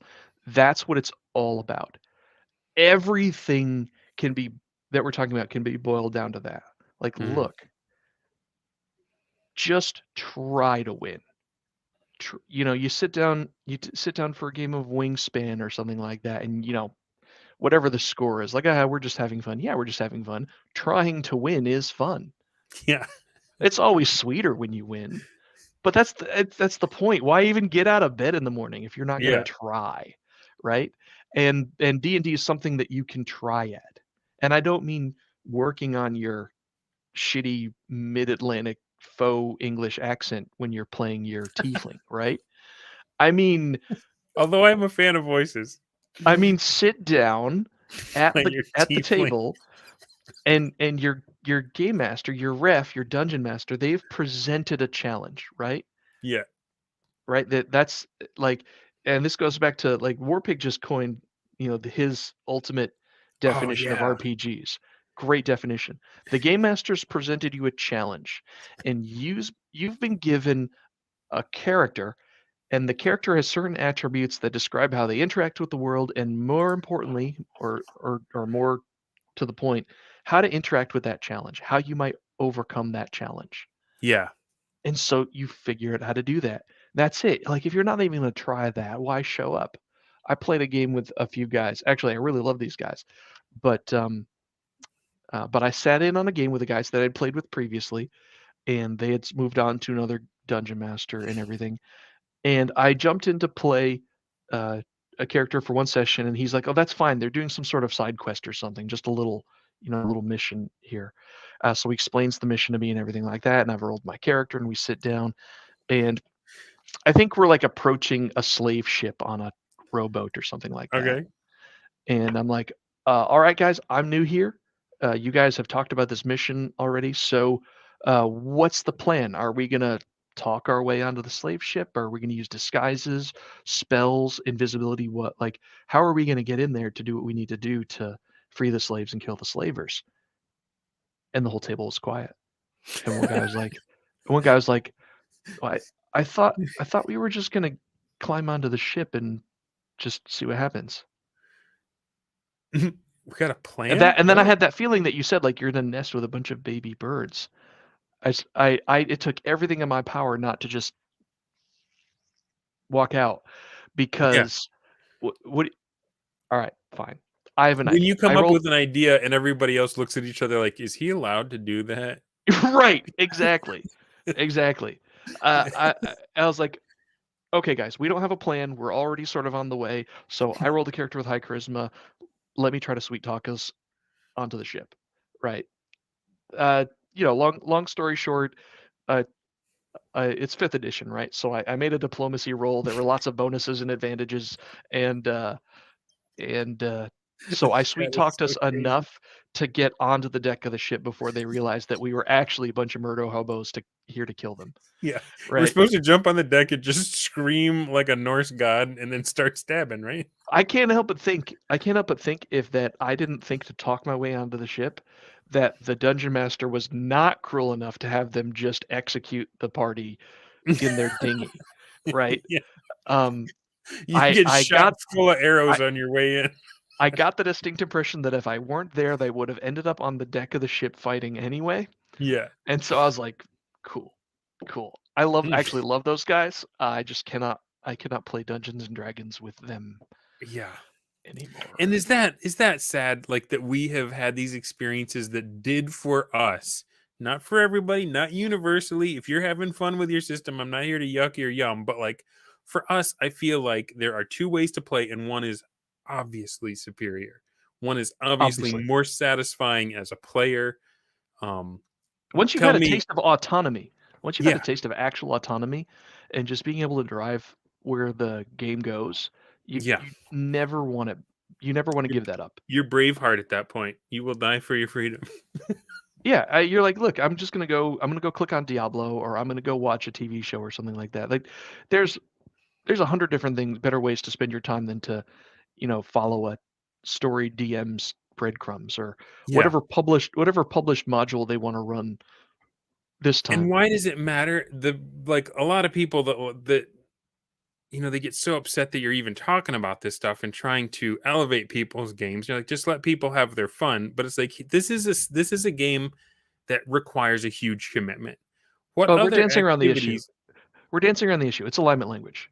They Okay, well, yeah, as soon as you start speaking about that, as soon as you start speaking about excellence or improve your game or anything remotely with the BrOSR's cheesy masculine stuff, right? ethos. They they they know how you think. They know they know what the odds are that you vote a particular way. They know what side they know what team you're on. They know that you love the true, the beautiful, and the good. Hmm. and they feel judged for it. As soon as they feel judged for it, as soon as they feel it, it doesn't even have to be correct. They feel that they have been judged, that they are You either have been measured and they're found wanting. inferior to you Yeah. because they don't care. You've encountered people in your life who, when you're like, "Hey man, you could really do better at this," and then they feel judged that they're inferior or something like that, or they're embarrassed that they didn't even try, right? Yeah. It's not a And they call. lash out. They lash out. Yeah. It has Alignment nothing language. has nothing to do with like the facts. It has nothing to do with um, the game. Really, it doesn't have anything to do with Dungeons and Dragons at all. You've shamed them. You've embarrassed them. You've told them you're not on their team and you don't care, and they react Which completely sucks. emotionally to it. Which sucks because that's not what I'm trying to do. I'm not trying to, like, when I talk about this stuff, it's because I have experienced it and I'm like legit excited about it. And I'm like, I want other people to have the fun I'm having. And like to be met with that when you're like trying to share something you're thrilled about and you see them take it as you have attacked my worth as a human, it's such a disconnect. So we It's all so and we all learn this unfortunate. as we all learn this as when we're young. Most of us we get socially mature. When someone comes up and says, "Man, I really like chocolate," you don't say, "Yeah, I like vanilla. Vanilla's better." Yeah. Shut the Or you fuck up. can't like chocolate. I like chocolate. Yeah, I'm the chocolate guy. we all learned this Right? stuff a long, long time ago, but Yeah. for some reason, there's some weird emotional stunt in the folks that just get all bent out of shape. That's why I think I'm not really a BrOSR rhetoric guy. I Yeah. leave that stuff up to B-dubs. He's But much better at it than I am. that's why that's the correct approach. It's just everybody who tries to engage like you have finds out the hard way. They're they're reacting emotionally. Yeah. They're socially inept and stunted, and there really is no point in actually engaging that. They're not engaging with you um, in what's the word, in good faith, Yes. and they don't even realize it most of the Well, time. and that's the thing is, like, Just I got waste your some time. bros that will disagree with me and nobody takes it personal. It's a good faith argument. And it's like, how am I supposed to know when I've been guilty of lazy thinking if somebody doesn't let me have it? Right? Like, I enjoy those relationships because, like, I know that I got my own cognitive dissonance. I know that I got my own confirmation bias. And how am I going to recognize that unless somebody makes me look like a buffoon and then I have to go back and reference it? But let's still be buds afterwards, right? Um, but not everybody works on that level and they Never take it works. as an attack. Well, this goes back. Who said it first? Who said that only Christians can play D&D? Was that Jeffro? That might have been Jeffro. And I think that's when we lost I think that's when we lost Blackmore game, the Blackmore movie guy, Griff. I Oh think yeah. that really rubbed him the wrong way, and like he has blocked BrOSR on site, and I got nothing but good things to say about that man. But the respect's not People don't mutual, and appreciate it. it's all right. What you were talking about and what you were leading to is humility, right? It takes. I mean, we all got our problems. It takes a Yeah, lot of humility. It takes a ton of humility to get through life, or a little bit of the opposite, or you could as be a you're psychopath. saying, humility, Third not most just as important. the third most important guy in D&D. That's right. After Gygax and Arneson is Right, Jeffro, right? right. And no, he's not saying it's a Christian game or blah blah blah. It's that I got it's some that Jack Chick tracks that would beg to differ. right? Right. I actually have a this It's is so really funny. ironic. I found a pretty old printing of something you should like things you should think about. Maybe you should go to confession, like examining your conscience. Playing Dungeons and Dragons was one of those things that cracked Yeah, me up when I saw it. I love that. Um, yeah, it's not saying it's a Christian only thing. It's just that it's that humility, right? And we all need humility to overcome everything in our lives, and yeah, that's what leads you to seek excellence, right? Just to be able to stop and just for me to recognize, wow, not only did all of my previous attempts at dungeon mastering fail Hmm. in the typical like 3 sessions and I'm out of ideas kind of way, Yeah. uh, but I can learn a lot from these people. Like I can learn a lot from someone who did this. Oh, look, here's someone who took, a more methodical, analytical approach to it, and Yeah. and I can use that because that is closer to the language I speak. I write code for a living. I Hmm. Unfortunately, it's a mind virus. Kids don't learn to code. Yeah. Um, it I it infects the way I think, and I learn that way now. Um, Well, the thing is, at the end of the day, nobody. You can recognize that somebody has done or said something that makes them look like a jerk, and still recognize that that doesn't invalidate their argument logically, mhm, right? So it's like, can you wade through the emotion and just look at the argument on its merits? And that's why I say when the student is ready, the teacher will appear. And that means, your teachers are actually always all around you, but it's like, are you going to be ready to hear them and take it in or not? And that's what determines whether you're going to give BrOSR a shot or whether you're going to like just stay in your happy little world and just keep playing the way you're playing and maybe be threatened by someone that says your way of playing is not as good. What do you do with that threat? Do you fight it off? Do you plug your ears and blind your eyes? Or do you say, all right, I'm going to give this a good faith shot. I'm not going to take anybody's word for it. I'm going to try it for myself. I'm going to blog receipts and let you guys know what happens. And then you'll know and you'll be able to give it right back to them because you're standing on firm footing, not mental castles you built up. Well, that couldn't possibly work because of this or that or the other thing. yeah, and the another thing too is I see you, R dubs. I forget I don't know the name of it, but they also think, oh, I can't be that good, or I can't be perfect, or I can't be the best, or something like that. That's another thing place where humility comes in, Hmm. right? Not you come to somebody and you say, hey, I know how to play a really great game, right? Here's some secrets, or even simple stuff like, hey, this stuff in the Dungeon Master's Guide, like you might be intimidated by encumbrance and stuff. Guess what? It makes the game that much better. Like doing these things makes the game Hidden that much better. treasure. Oh, I could never. Or people who want to be dungeon. Oh, I could never be a dungeon master. I couldn't do the voices. I couldn't come up with all these great storylines and story beats and blah blah blah blah blah. And that lesson I learned the hard way years and years ago. No, man, just follow the rules. Just play the game by the rules. The game, particularly AD&D, has the tools you need to execute it there in the book. You Yeah. can just use them, right? And it's a skill that you build up over time. Not everybody's going to be the best. That's Dorrinal. Dorrinal's the best, but you Right can on. learn to execute at a high level. And I think maybe I don't want to put words in his mouth, but I think maybe that's what Jeffro means when he says only Christians can play real D&D. He's defining real D&D as AD&D first edition.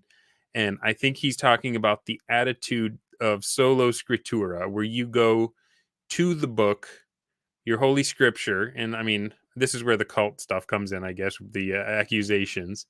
But the same kind of mindset that will go to the Bible and say, this is the inspired word of God, and I'm going to read it and interpret it as such, is the same mindset that will go to a dense book like the 1E Dungeon Master's Guide, which I'm still making my way through, by the way, guys. It just because it's the best doesn't mean it's the easiest, right? It is dense, and there are things where you got to page around to find out how things interact each other. But like that's where the treasure is hidden, and it's a literacy thing, and it's a commitment thing where you're saying these are the rules, and I'm going to learn the rules as written. I'm gonna treat it as if I'm doing a play test of the as if he said, I want you to play test these rules, and handed us just the book, and we didn't know anything about what he said on the forums, and we didn't know anything about. We're just like, this is what you've got. What happens when you play this game? Mhm. Maybe that's what he meant. Maybe that's not what he meant by it. I'm not sure. Maybe it is the whole alignment thing. I see you laughing at the chat now, like I've been doing the whole time. It is hard. They're so distracting, aren't they? Bob's got my number. My Yeah. This is why I'm a DM now, because I can't roll will on the player dice. You do roll some crap numbers, that is for sure. Heck yeah. Heck yeah. Alrighty. So, prep, no prep. Are you no Prep, prep? no prep. Are you a prep addict, or are you prep in moderation? I don't prep enough. Mhm. In my current role as a dungeon master, I am the dungeon master's guide. Find a thing you haven't been playing that we should be. We People love have that. people have When we described find it out as we're a playing non. wrong, we love that. We love it Yeah, absolutely, and people have described it as a non-Euclidean document where you open it up and you find something that wasn't there before, right? I love it. Non-Euclidean document. It's great. Advanced Dungeons and Dragons is amazing. I would love. Everybody says, yeah, it needs rules reorganization, right? You need to be able to, get instead of having to go 3 different pages, right? Everything should be in one page, right? Mhm. AD&D could probably use a few sort of step-by-step how-to guides, but you can't do anything to the Dungeon Master's Guide. People have tried. I haven't read it, but is it OSE? That's basically Osric? AD&D. Is it Osric? Osric, yeah. Um, you take all the tables, the numbers, and things out of the AD&D, and you kind of get a functional game, but you get none of the understanding. Hmm. You don't understand why and where and how. Just read it all. Mountshot says the It's DMG is still still being written as you read. It's the never-ending absolutely. story. It's got the Orin on the cover. Gary Gygax in the afterlife, with a quill and a paper, and with a bunch of dice in the Dungeon Master's Guide. Is It's like this Ready heaven? Player One. Yeah. um, It is a demonic book. The pages keep changing. Tom Riddle started talking to me last night while I was reading in bed. Prep versus Anywho. no prep.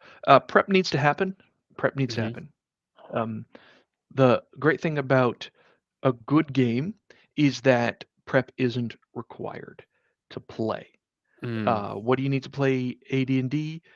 Paper, pencil, dice, and player's handbook. Probably the Dungeon Master's Guide. Appendix I'd A and Appendix B, appendix right? For appendix dungeons appendix A and and for appendix B, yeah, and appendix C is the monster tables, Mhm. right? You can run a game off of that. What you can't do is From the guy that plays Bumblebore, you're surprised, Bob Stevens. I didn't even get the reference. I've Oh. never read Harry Potter. Someone made me watch I the movie. feel like that's the kind of thing. Like if we had World War III, I feel like you'd get shot in a foxhole. You're right. Like they'd be like, who won the World Series in 1984? Who's the sidekick on Harry Potter? And if you didn't know the answer, they'd be like, Yeah. he's a spy. He's been learning English. Yeah, which house do you belong to at Hogwarts? Yeah, yeah. What? Bang. What are the best 4 Star Wars movies? False. There's only 3 Star Wars movies. Okay, let him live. Um, okay, prep versus no prep. Prep isn't required to play a game. I think the best role-playing games don't require prep, but the Dungeon Master's Guide is really clear about a lot of things. When you begin a game of Dungeons and Dragons, particularly with new players, Hmm. and you're in the situation where you're the only one who's read the Dungeon Master's Guide, you're running the whole game, you're doing all the heavy lifting, Yeah, right? Um, you don't murder you don't murder them, right? Like you create a dungeon, and it's also that and you're also in control of like how much treasure they get and magic items and stuff at first. Like let them yeah. experience the joy of the game, right? And let them build up those skills, because once they build up those skills and become good players, then they're out of control, and you're gonna have to try your hardest just to Then you just drop challenge them 4 levels in an elevator trap. fucking 16 levels in an elevator room. I penciled into the Dungeon Master's Guide. Little did you know that the Wandering Monster table is 80% orc, and You put like a little arrow on the first page of your like grid paper, and then you flip to the back page and draw your. This is where we ended up. yeah, the table where you get, it picks like what are the contents of the room. I just scratched them all out. Each line is elevator room, elevator room. So the D20 just tells you how many levels it goes down. All right, so we've been teasing it all episode. Yep. Let's pull back the curtain a little bit and explain what happened with the elevator to 15 orcs. Okay, really easy setup. Um, the elevator room was behind a door in a dead end hallway. It was generated in a previous session. And by the way, Either we had hit 3 or 4 boring empty rooms at this point. Yep. And we come into that one and you said you see what looks like a boring empty room. Boring empty room. It's a Like 20 by again. 20 foot by 20 foot square room. Now they were at the end of a dead end, and it was off the hallway. I think I'd already generated this in a previous either between sessions or at the end And of the last session. part of this might be because we were going along a route we'd been on before, and maybe the rooms weren't so boring the first time, but This we'd totally route. cleaned them out. This was a new route. Okay. You had never gone through the door that led to these hallways before. Okay. But I had penciled them in like in our first session Okay. because you were nearby. So I've got this elevator room, goes down one Well, level, so one but to the prep level. thing, how much of the dungeon do you already have the first time we come in there? The first time was 0 prep. Okay. So And you that was were no. understood with everybody because the situation was normally our dungeon master is Macho Band Elf, Mhm. and we lost our backup dungeon master. I said, I'll do it. I had been itching to DM for a long time, as I said earlier. I Yeah. love it, gotta do it. Um, And you so gave us the option to play some of our neglected I did. characters, and nobody I took did. you up on it. Well, that worked out because then Billy got to win the Who Caresville Battle Bronze Yeah. seat. I'm glad Congrats, that didn't Billy. happen. Robert in the chat, the winner. Um, so and from the very first session, I said, "Hey guys, this is going to be like a keep on the borderland situation, and I'm going to create the local dungeon through Appendix A. Like this is going to be a Yep. total Appendix A thing." So everybody knew that up front. Um, you guys, you guys approach the door, 20 by 20 room. It's empty, like conspicuously empty. You're at a dead end. Mhm. Everybody, including myself, is thinking secret doors, right? Yeah. So you guys are like, let's just close it and explore a different place. And other people, more people were like, no, let's search for secret doors. Like, let's take a few minutes, right? It only costs you a few minutes in the dungeon. So all our And fighters stay in the hallway. that was the fateful decision, right? Yeah. And that was on Because us. the yeah, the guy who was the caller at the time says, yeah, me, the monk, and this other fighter, like we're gonna guard the hallway, like we're gonna guard the entrance, and everybody else take a couple minutes and search for secret doors. So this whole time, and this is I'm biting my tongue and trying to. Well, I didn't have camera on, Yeah. otherwise you just see me looking at my notes. Just Um, gnawing your knuckle. just waiting, just waiting for you guys to get to that point where you can't really take it back, right? Mhm. Where like we've locked in this action because I know the consequences of this action. I don't like it, but I But can't you say know what's anything. gonna I'm happen. I'm the ref. I can't say anything. Um, and then so it happens. Like 6 players go out the room, and I make a show of like, oh, I'm rolling for secret doors. I'm rolling for secret doors. No, I'm making sure I understand where it's landing, and I'm generating what's down on the next level, right? So Yeah. then it happens. The door slams shut. Everybody gets dropped down. A bunch of And so it thieves. only had one exit. It only had one exit. So I decided this weird thing, and I don't know, maybe this isn't interesting for unless you're familiar with the table, but it doesn't really fill in details. It says Yeah. elevator room, 20 by 20. It goes down one level, Oh, and so that wasn't even you. The elevator room was just something you happened upon as you were totally it's no prep. totally no prep. It's in the book, and it Just hits says when it it, hits. it says it will not return for 30 turns. So there's So no mechanism to send it back up because that was our next there, play was to search for well, that we know that of. not by the book, not that you know of. Okay, so there Um, could be one, that but could as be far one. as by What I the was trying book, to it's going to be 30 turns before it comes what I back was up. trying to say is that that's all the book tells you. So Hmm. I'm left to fill in the blanks, such as what does the door do? Like there's Yeah. obviously an entryway or a door into the room. What happens to that door? What happens to the ceiling? How fast is it? Hmm. Um, if I Did drop you it have a down, table of how far down it went, or was that? Did you just I roll a I dice for think that? I think the book says it's 1 level. Okay. I don't think there's a variant of it. Okay. Because we Um, were worried we'd gone down to like level 6 or something. but this is the great part about no prep, is that and everything in the game gives you just enough to sketch it in, and you have so many details you have to fill in, Hmm. right? This isn't, um y you get to exercise your creativity Yeah. every single minute when you're the dungeon master, even when there's a procedure for generating the content, Yeah. right? So once again, um, the way I did it is I took the doors that were in the room already and just transplanted them down onto the lower level. Okay. So you entered on the west wall of the room, you exit the west wall of the room, and the rest is procedurally generated. There's a hallway, there's a side passage, and We didn't make it too far past that. The it Viscount was the peeked very and next listened. turn. The Yeah. very next turn when everybody gathered themselves and they sent the Viscount and another scout up, to go scouting. The fighter chief. Literally literally that turn, I was just following my procedure. I generated a wandering monster, and that wandering monster, as if you've been following along to my stories on Geek Gab. Oh, speaking of which, let me get the blog post. Oh, So yeah. go to dorrinal.blogspot.com and you will get the session reports for everything that's happened when he's been DM in Trollopulous. BrOSR Bro blogs receipts. Love it.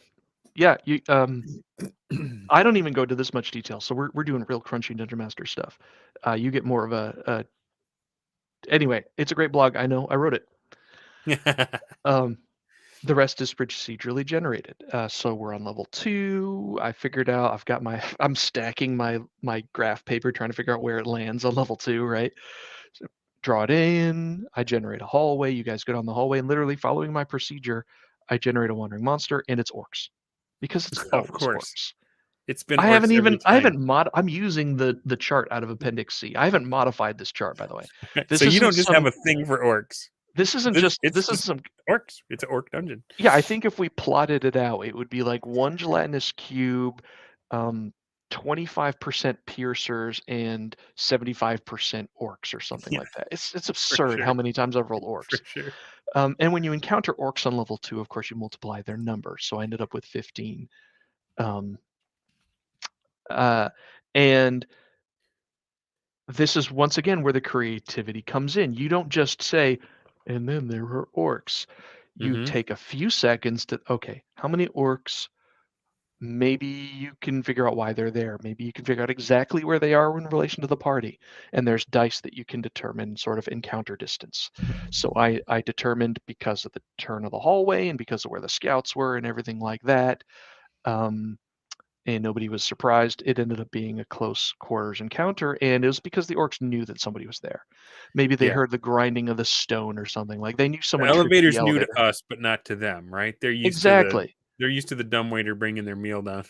So once again, exercise your creativity. Let the Yeah. dice do the rest.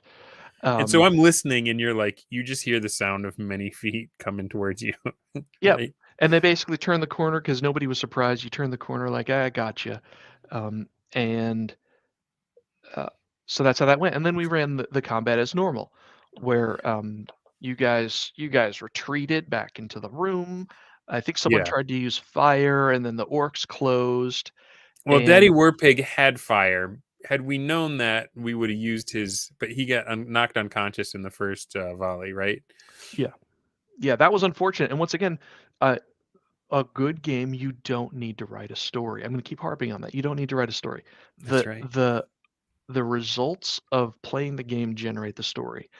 The story could have easily been you guys slammed the door shut and spiked it, but no, That would have been a good you call.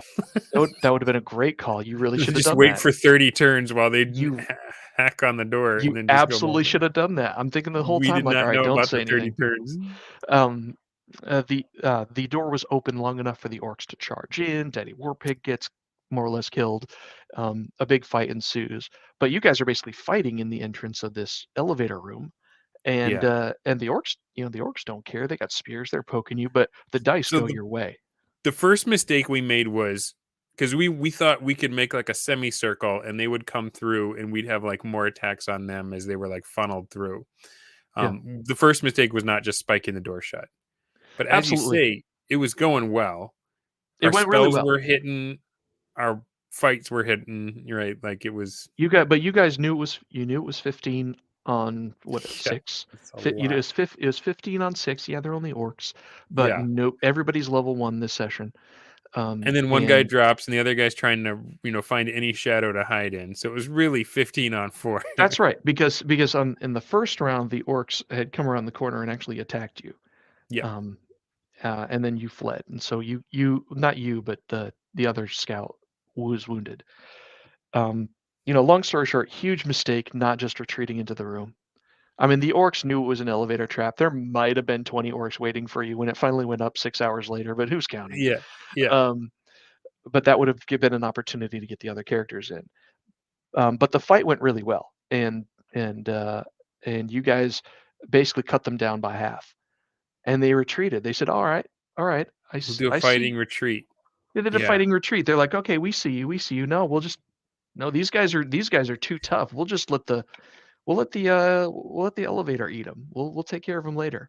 yeah, Um, and that was our second mistake because Brig Second was, mistake. even though he's a cleric now and not a fighter, he's used to when they run, you press the attack. So he was like, we follow up, and I was just like when Aragorn like ran out, and then like the little hobbit running along. That was me. I was like, "Yeah, let's get him, yeah. And So that was a mistake.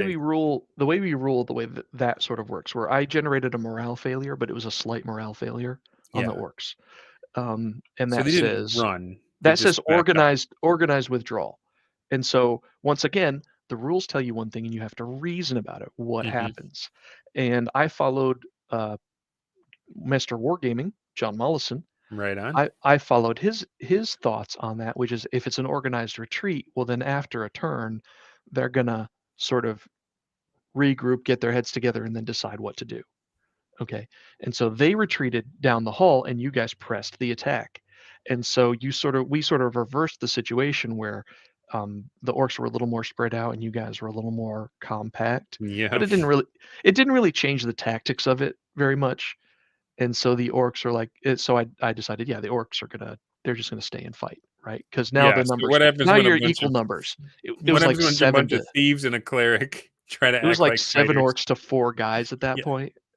And so the orcs were like, "Yeah, okay. Well, they left the safety of the room, so let's fight." Right? yeah, Huge mistake on your part, obviously, yep. because Got ourselves killed. as soon as the dice started going your way, it was just, I think 3 Or player we'd used characters up all fell our in a single round. spells. Like we'd, yeah. Yeah, you did. Amazing action from the cleric. One of the most Pause. disgraceful use of what was it, suggestion or command that I've Command. ever seen. We don't have But to get why on that on didn't the you air. This is fudge a the family reaction show. roll? Funny story about the reaction rolls. Here's another behind the scenes thing. R Dubs asks, why didn't you fudge the reaction roll? I know you're being tongue in cheek, but here's a really good point, which is the reaction rolls have a bit of an exploit in AD&D where if you're rolling a reaction, it's like a plus 10% penalty per dead friend. And so Ah, when you're dealing with 15 orcs, like, do you really just add plus 60% to every roll? That's pretty much an automatic failure for anything. Um, and I forget whether I applied it in this case. I might not have applied that um, penalty in this case, hmm, which would have turned an organized retreat into probably a flee yeah. scenario. Um, I'm I'm They pretty did have sure home court advantage. I'm pretty sure that was within my prerogative, but it might have been a misapplication of the morale rules. Um, Hmm. um, I do want to point out yeah, morale, not that reaction. there's a difference between what can happen to you in a BrOSR campaign and how you feel about the DM versus a conventional one. And I feel like the all the benefit is on the BrOSR DM side. And that is if stuff like that happens in a BrOSR campaign, you can be sure that the DM is just, especially if they're doing no prep, they're just rolling stuff up and reacting with you to what you all just discovered. Whereas if you're in a conventional campaign where the going wisdom is it's the DM's job to make sure I'm having fun, it's the DM that makes the story and decides what's going to happen, then you can have people that get very mad at the DM for stuff that wasn't really their fault. Stuff that just came about as a natural interplay of the characters in the world and the rules. And I feel like it's easier. I feel like that's part of the thing you have to come to grips with when you start playing in this other style. You need to let the DM off the hook for bad things. Like I joked around when you came on and I was like, who are you and what gives you the right? Right. But like the thing about a BrOSR campaign is um the DM's going to be fair to you and they're going to be fair to the orcs. Right. And that's Mhm. not them just punishing or rewarding you. That's not them trying to get the tears of my players or whatever. Um, in a BrOSR campaign, a TPK is always going to be the player's fault because there was some information they didn't have before they charged in, or maybe they made a even in the planning stage, maybe they never should have gone after that, ancient red dragon when they were level 4. Like um I don't know. I don't know if that holds up all the time. There may be some times where you can get mad at the DM or whatever, but I feel like there's stuff that the DM's doing that's behind the fog of war. Um, that if you knew about it, you wouldn't be as angry as you are because you're a conventional player trying to fit it in your head. If that makes sense. Does that track? It does. It does. Look, we're we're playing a game for a reason. We're playing a game by rules for a reason. Hmm. Okay, if something is going to be up to an arbitrary decision or something, or if the game master is going to make a judgment call on something, right? And the Yeah. dungeon master is called upon to make a lot of judgment calls and use a lot of creativity during the session. But when it comes down to most of it, you want to know that there's impartial rules there. The only way you can Yeah. gonna get mad at the dungeon master is if you think they're personally slighting you, or they personally made a bad judgment or a bad call or something like that. Um, And that's not going to we happen when they're following the rules. That happens when they ignore them. Yeah, but we know that that's the problem with sort of conventional play. We know that that's the problem with having the attitude of making sure everybody's having fun and making sure we don't kill a character without consent or whatever, right? Because in a conventional You did game, you're not have being my consent to kill the five-fingered Viscount. yeah, in a I had a whole conventional arc planned. yeah, exact. Oh man, no, actually, believe it or not, I feel awful about Tony. Tony D'Angelo was Bob's thief. Oh We yeah. we were doing stuff in downtime. He was going to basically assassinate everybody and start a pizza place in town. Um, I felt awful about that. But when it's your job to make sure that all the story beats are hit and all the characters get spotlight time and everything like that, oh, why would you throw 15 orcs at us? Screw you, man. Yeah. I didn't throw anything at anybody. You're This not this mad at me, you're mad at the game. um Anyway, yeah, it's awful. It's an awful situation to be in where you feel like, and it's happened with me, the absolute worst DM I ever played with. I already mentioned it. He wanted to craft a story for everybody, and Yeah. so our initiative, our agency didn't matter, and so every time there was a problem, it was personal. Yeah. Every time we had a problem with the game, he took it personally. Yeah. Every time I don't know, every time I said that the monsters could eat shit and then teabagged their corpses after I finished with them, he took that personally. He actually got mad at me and took it personally. He's like, "Why would you say that? That's really hurtful. Why Why would you would say you that? teabag Why my are you precious trying to goblins? flex on me? Are you trying to flex on me? What are you trying to prove here?" Bro, I beat the monsters and I was celebrating. I don't understand. Why is this personal to you? 'Cause it's This is because I personal to stole your girlfriend in the 8th grade, isn't it? me. Yeah, Well, but no, once once you take the responsibility for that onto yourself instead of the rules, then you are personally responsible, and it Yeah. does get personal. Like you killed that character because you wanted it to happen or you thought it would be good for the story. And now Hmm. I'm mad or I'm sad or something like that. Yeah. No, And I feel that's like why we that play is by the rules. unfair to the conventional DM, right? We set them up with this expectation that here's how it's going to play out. The characters are actually your audience, and you're going to make up this beautiful, surprising story with twists and epic moments, and you're going to deliver that to them through their own experience of playing. And at the end, they're going to be satisfied because of your martyrdom. Like all the extra time you spent thinking about the campaign and building the background and building the story. Our dubs crying out loud. What was I saying? They cannot get off the hair thing. I don't know. Um, you spend all this time building this beautiful story, and then it's your responsibility for to have those moments that you see on Critical Role where like you're saying, the demon rips your face off and then brings you back from the dead, and everyone's going, oh wow, while they wait for their turn to play, right? When in real life it's like a cutscene in a video game and they're just mentally jamming the X button trying to Yeah. skip dialogue, right? But like you feel like the hero is the DM because you put all this work in and then you handed it over, and like the players are supposed to be the little baby worm or baby birds eating the worms and appreciating you, and like that's how it all works. And when someone comes in and says, this isn't cutting it for me, let me do what I want, it's like, but you know I Yeah. made this surprise birthday party for you and you ruined it. It was all, Well, absolutely. I've got a give me couple thoughts about that. First of all, I'm the type of player who actually I want to break the dungeon master. a I It's just it's one of my vices when the situation is presented, I think, "How can I throw a monkey wrench into this?" yeah. I want to do that. I want to do that. Look at this quote. Conventional play is dinner theater, but with Cheetos and Mountain Dew. I Yeah, love it. That is absolutely. Absolutely. profound and hilarious. Okay, but those wow Thanks, moments, guys. those in-character moments, you can have those. Yes. You can have those, and, um, it's because and this is my theory on role-playing games.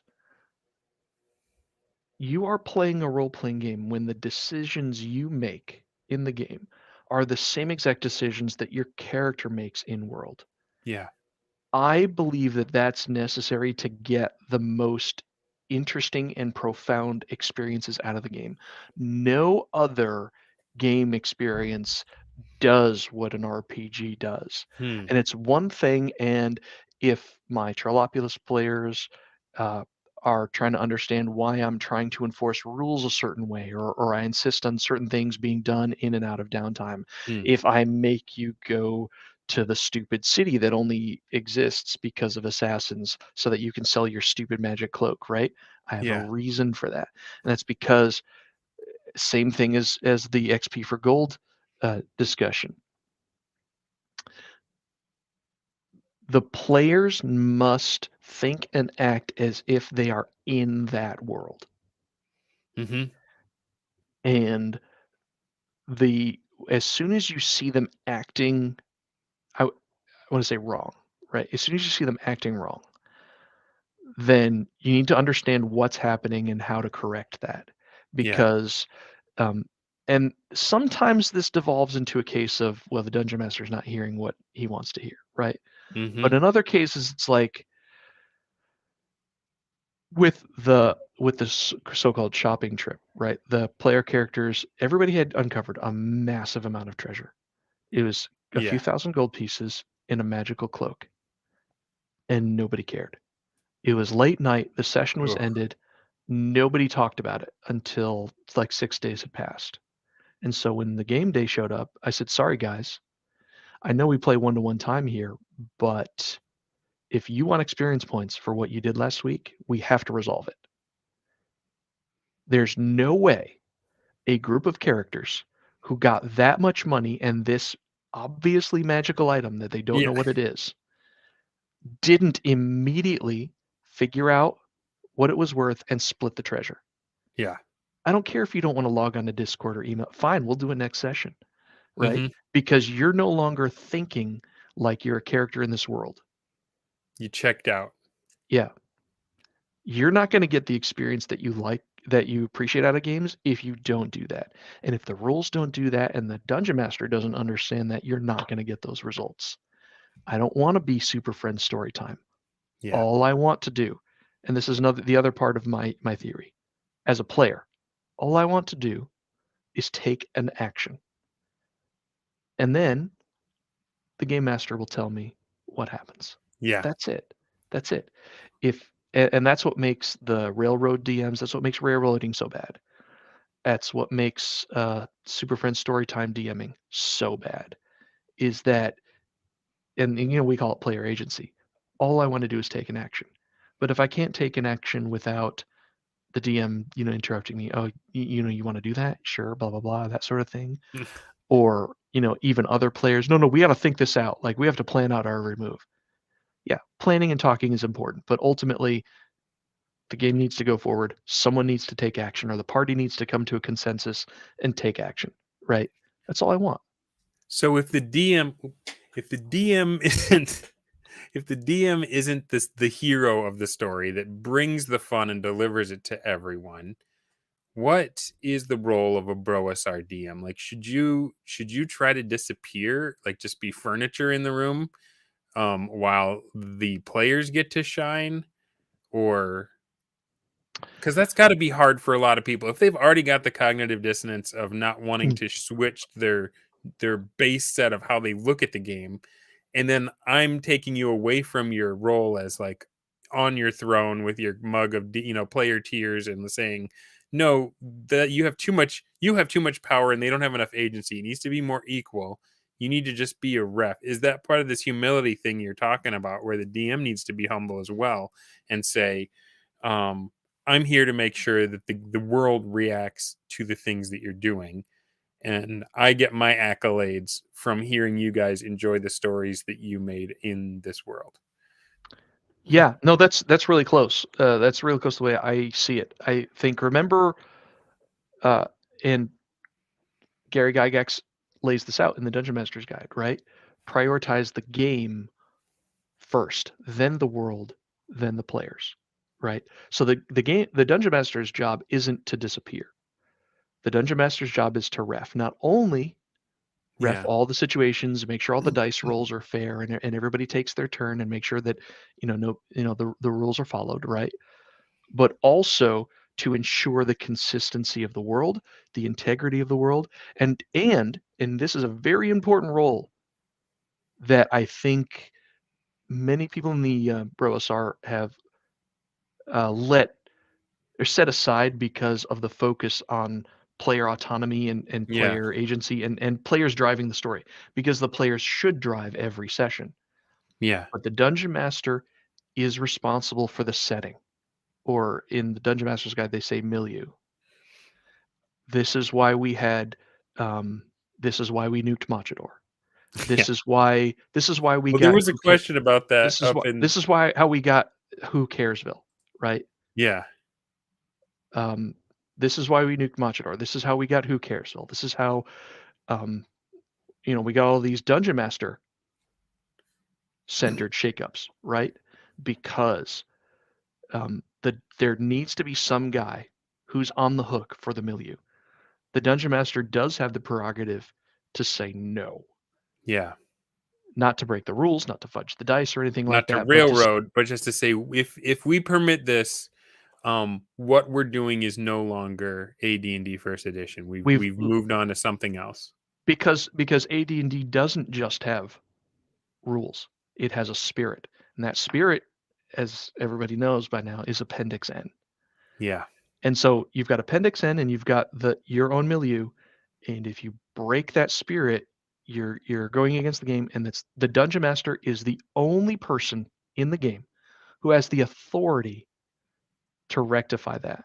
Yeah. That's a very important job. Right It's a on. very important job to say, for example, and we talked about this offline before. Yeah, it's very clever that if you have a level 5 fighter You can train your buddies level 1. No, no. You don't get to keep that money. You don't get to keep money circulating through the party through a clever use of the training rules. Absolutely not. Everybody, you're not fooling anybody. Everybody knows that selling magic items is a way of getting money, but removing magic items from the game. That's right. You don't have access to it anymore, except in corner cases, if you're dead leaf. Right? Trading costs. I don't care how you think they're spent. The purpose of trading costs is to remove gold from the player's economy Mhm. and make them poor and make them hungry for the Keep next them game. hungry. Yep. That's Appendix N. That's Appendix N right there. That sort of thing. Like, it is your duty to say, yeah, that's a clever idea, but no, it breaks the spirit of the game. Right on. It doesn't work. Yeah, I know it sounds plausible. I know it sounds like in the world that could work.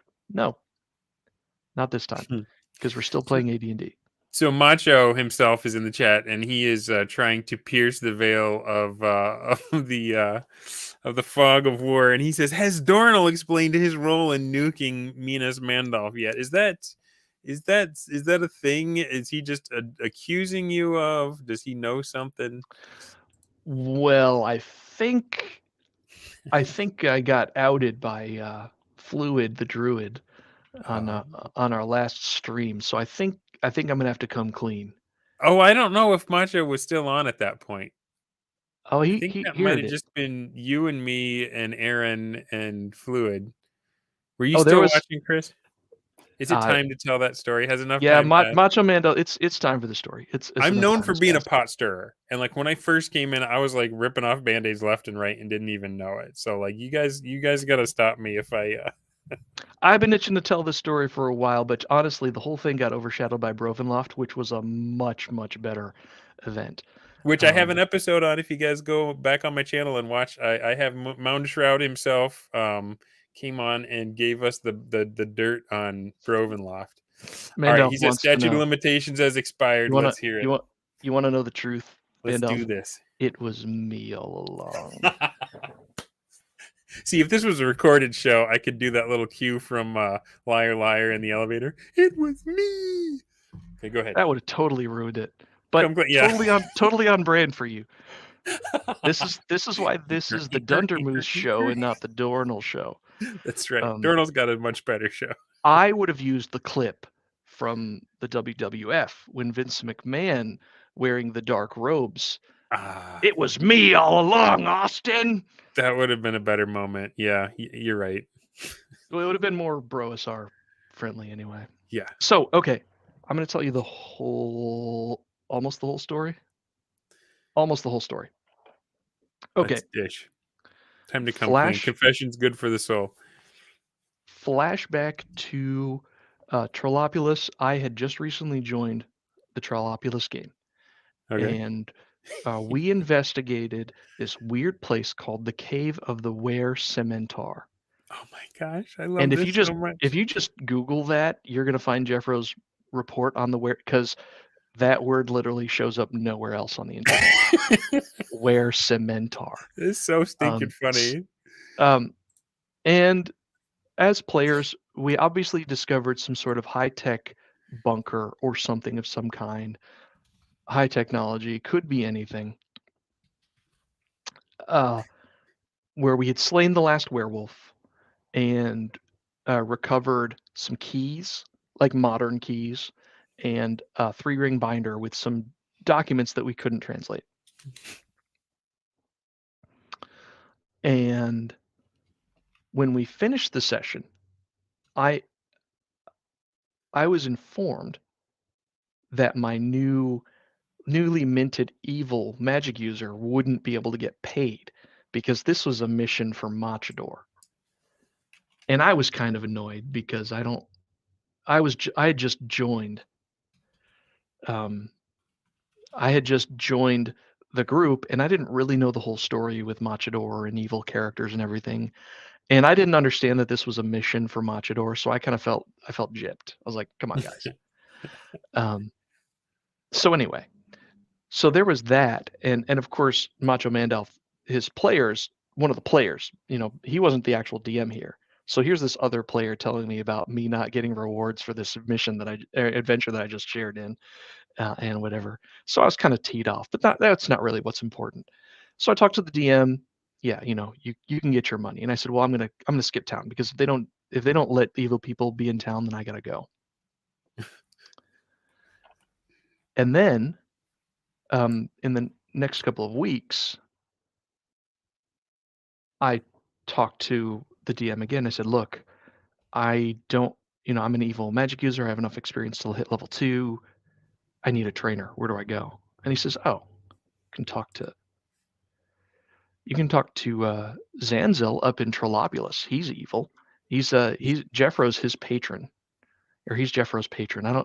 Who is the patron? Is the character the patron, or is the person the patron? I think the I'm not sure, actually. I'd Not say the important. character is the patron and the patron player is the one running it, but that is a nebulous term, isn't it? Well, when you're talking about Jeffro, either way, he's a real character. Yeah. I've got the link, by the way, if you guys want to look up the Where Cementar session. It's epic. So I messaged Jeffro and I give him the details. I'm like, look, evil wizard shows up in Trollopulous. I don't remember the climb down. I feel like we should have Brian on here at the same time, because you guys do a good job tag teaming these. Yeah. So I talked to Jeffro and I said, hey, I've got my character here. He's an evil magic user. They don't want him in Minas Mandalf. Let's go get, can you train me? I've got the money, right? And then I get this idea. I said, well, we just had this adventure. And A, do you have a comprehend languages spell in your spell book? B, would you be willing to teach me an extra 2 spells if I tell you everything I know about the cave of the Were Cementar? Now, my character is no dummy, but I'm no dummy. I know what dangling this in front of Jeffro is going to do. Was he on camera when you offered this? Like, could you see his face? Or No, could you I just think we hear did it it in by his voice? text. We did it by text. Oh, so you can even hear the greed in his voice. No, that comes later. Oh my word, that comes later. Anyway, so Macho says, "What was this magic user's name?" this I'm magic just user's name, asking. you know who it is. You know who it is. You know who it is. He's not but Interloculus anymore. you'll know by the end of the story. So I tell him about this, and this is where our talk about downtime actions come in really clear, because he's like, oh yeah, tell me everything. Of course, Jeffrey was part of the session, so he was doing a really good job of separating player knowledge. Yeah. And I was thankful for it, because I could say, well, all right, then I tell you everything. I don't leave anything out. You were there. He's like, okay, cool. So I train up to level 2, get my thing, like learn comprehend languages and invisibility and whatever. Nice. We can now translate the binder. But this is where downtime comes in. All right, and this is the hidden secrets of downtime. So I messaged Brian. I'm like, Jeffrey, do you know who has the binder? Because I didn't write it down. I don't know who has it. I can't find chat logs or anything from the session. And I certainly can't ask Mandalf if his character has it.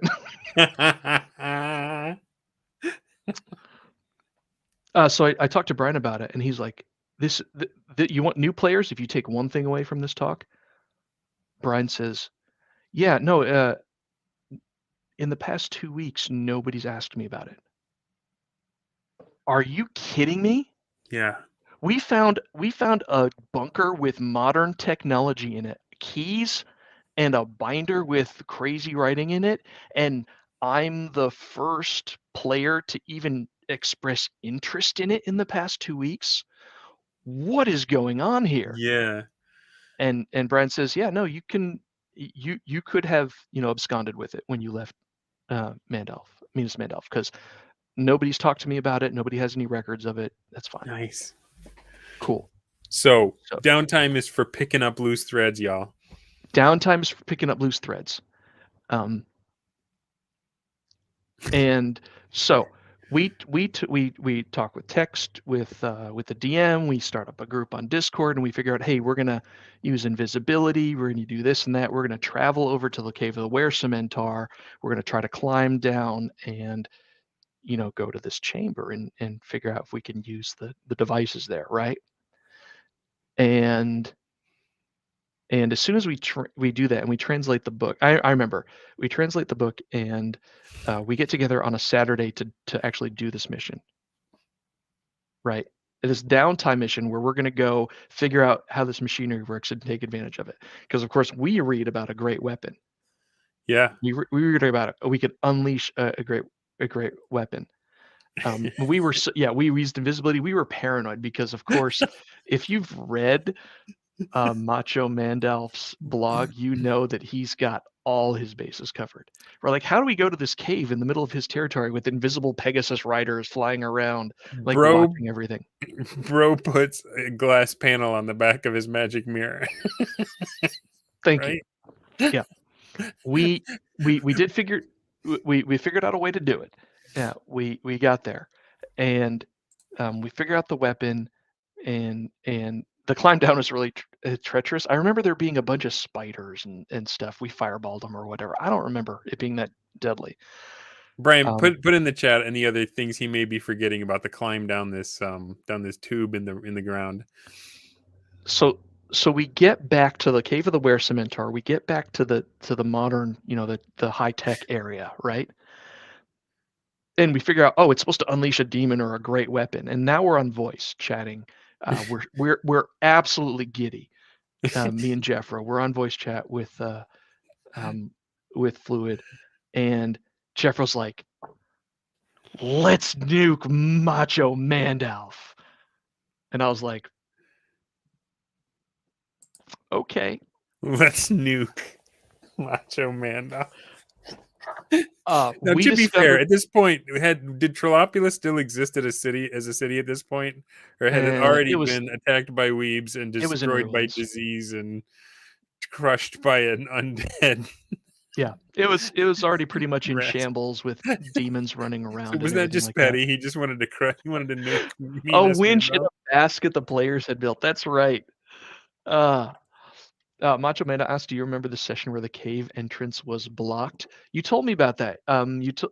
Yes, the cave entrance was blocked, and we had to find an alternate entrance in, and that was the session my character joined, because I'm the one who found the side entrance.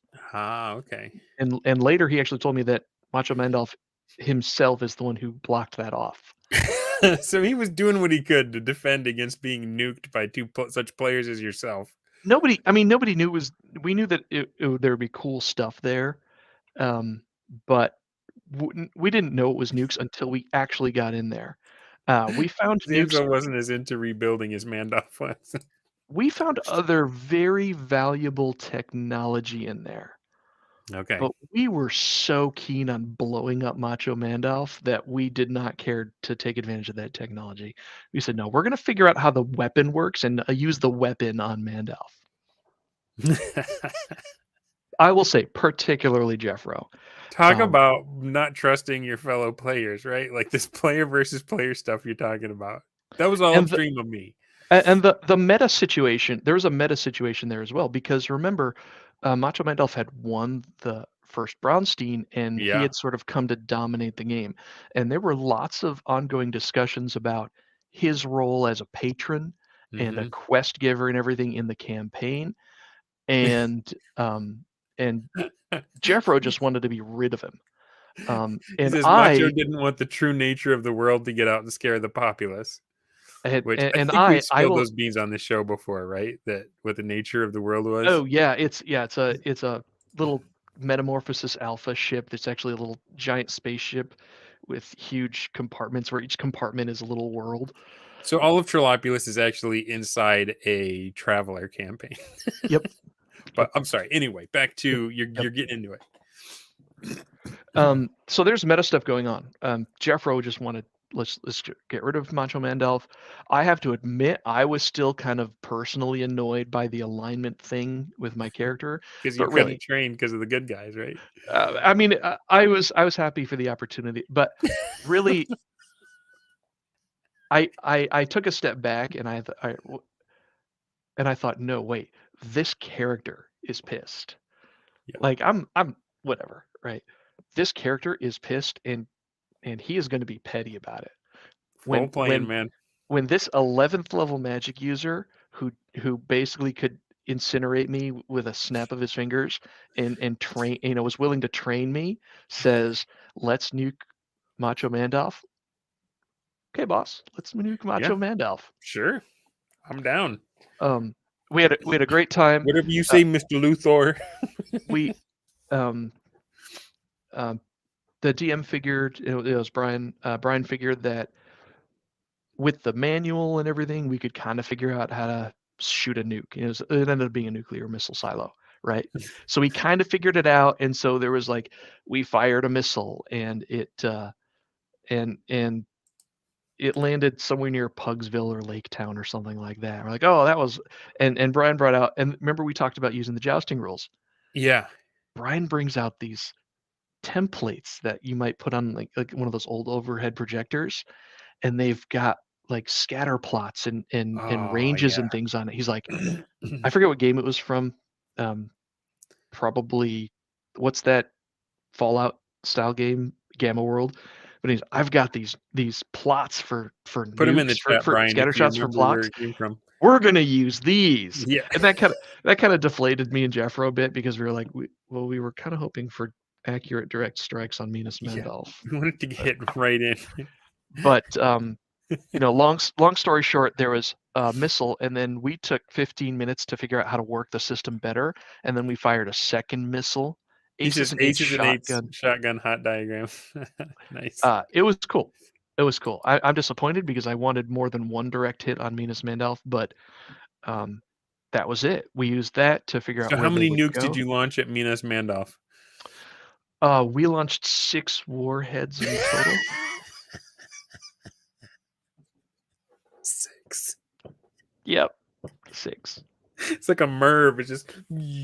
That's exactly what it was. Oh man. The first missile was just one shot, and he's like, "Oh, you guys learn more about the system, and you find out there's actually 5 warheads on each missile."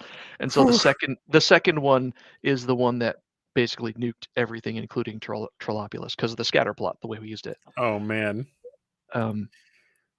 That was amazing. The story actually gets better. Redgar went full Mandalorian after this. Yeah, you're welcome, Kest. Can I tell you just how bad I felt when I was looting the castle during Brovenloft after blowing up your character? So Oh good. man. So good. So good. It was amazing. We were like little kids, me and Jeffro. We were totally high. It was so, oh my God, we did it. Like, we pulled off this downtime activity. Nobody saw it coming. Absolutely nobody saw it Okay, coming. all right. Time out. Just a second. Like, I've heard people saying, oh, I don't want to do one-to-one time because there's a chance my character could die off stage, and that would be heartbreaking. And you're like, your character? I'm gonna nuke your whole domain in downtime. I'm sorry. Go ahead. I personally would have felt bad if Macho Mandalf himself had died in the attack. But your massive tactical I was nuclear strength. I was like, I've got a solution to the problem. Why? How come nobody wants to play in an area outside of Minas Mandalf? The worst part is that I'm pretty sure that the magic mirror would have survived it. Nobody saw it coming. We pulled it off. We fucking nuked Minas Mandalf. I don't care what anybody says. And so, yeah, this is not the first time that Macho has been killed, and like, actually, no, he's still around, right? Like, we had Macho the White. Well, we got really deflated because then, of course, Brian goes on Twitter and posts the news, like, boom, nukes and everything, and everybody's like, what's happening? So 2 things happened that really sort of deflated that, which was, Brian said, now Macho's got those scouts, and there was 15 minutes in between each missile, so there's a small chance that he would have seen it coming. He would have seen the second one coming, and we're like, that sucks.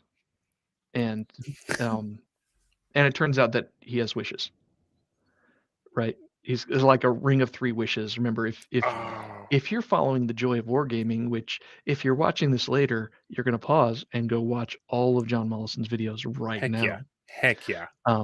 He went over a battle in which Machadoran forces under the Gnome King used a wish to escape certain defeat. Well, Macho Mandolf It's had all more of those. connected, people. It's all connected. And this is actually my favorite part. He used the wishes. He used the wishes to undo a lot of the damage. He basically saved himself and Minas Mandalf and sent one of the warheads back to where it came from. Me and Jeffro were able to use teleport to get out of there safely. Like that was no always more a nukes are contingency. coming out of that silo, is what you're saying. That everything in the silo got nuked. Yeah, that's a shame. And then there's that technology that you could have. That you were like, What? we don't care about that. We want to launch a Yeah, nuke. all of that got destroyed, or did it? Or did it? So yeah, basically, yeah, the Ware Cementor Cave is gone. That technology is absolutely destroyed.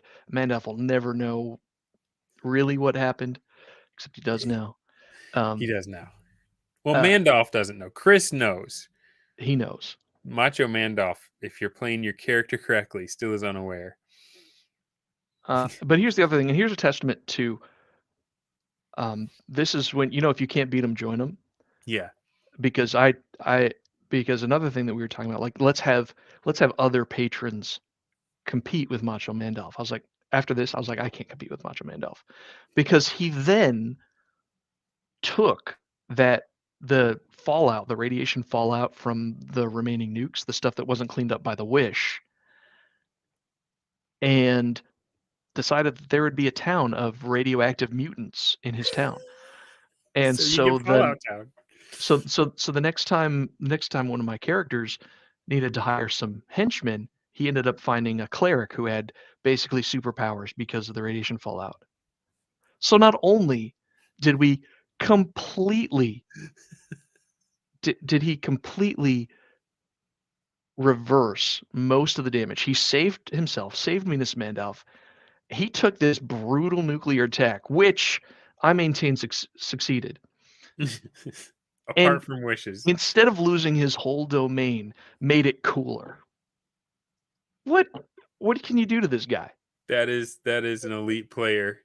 And I made the point that Macho doesn't know this, and Macho just blew my mind. He said, "You're talking about the guy with the magic mirror. He knows quite a bit." And then it occurred to me, this Macho Mandolf in Trollopulous, the super mega cruiser, has he got his mirror turned to this is Dunder Moose? Is that confirmed canon? Does he spend his time watching my show?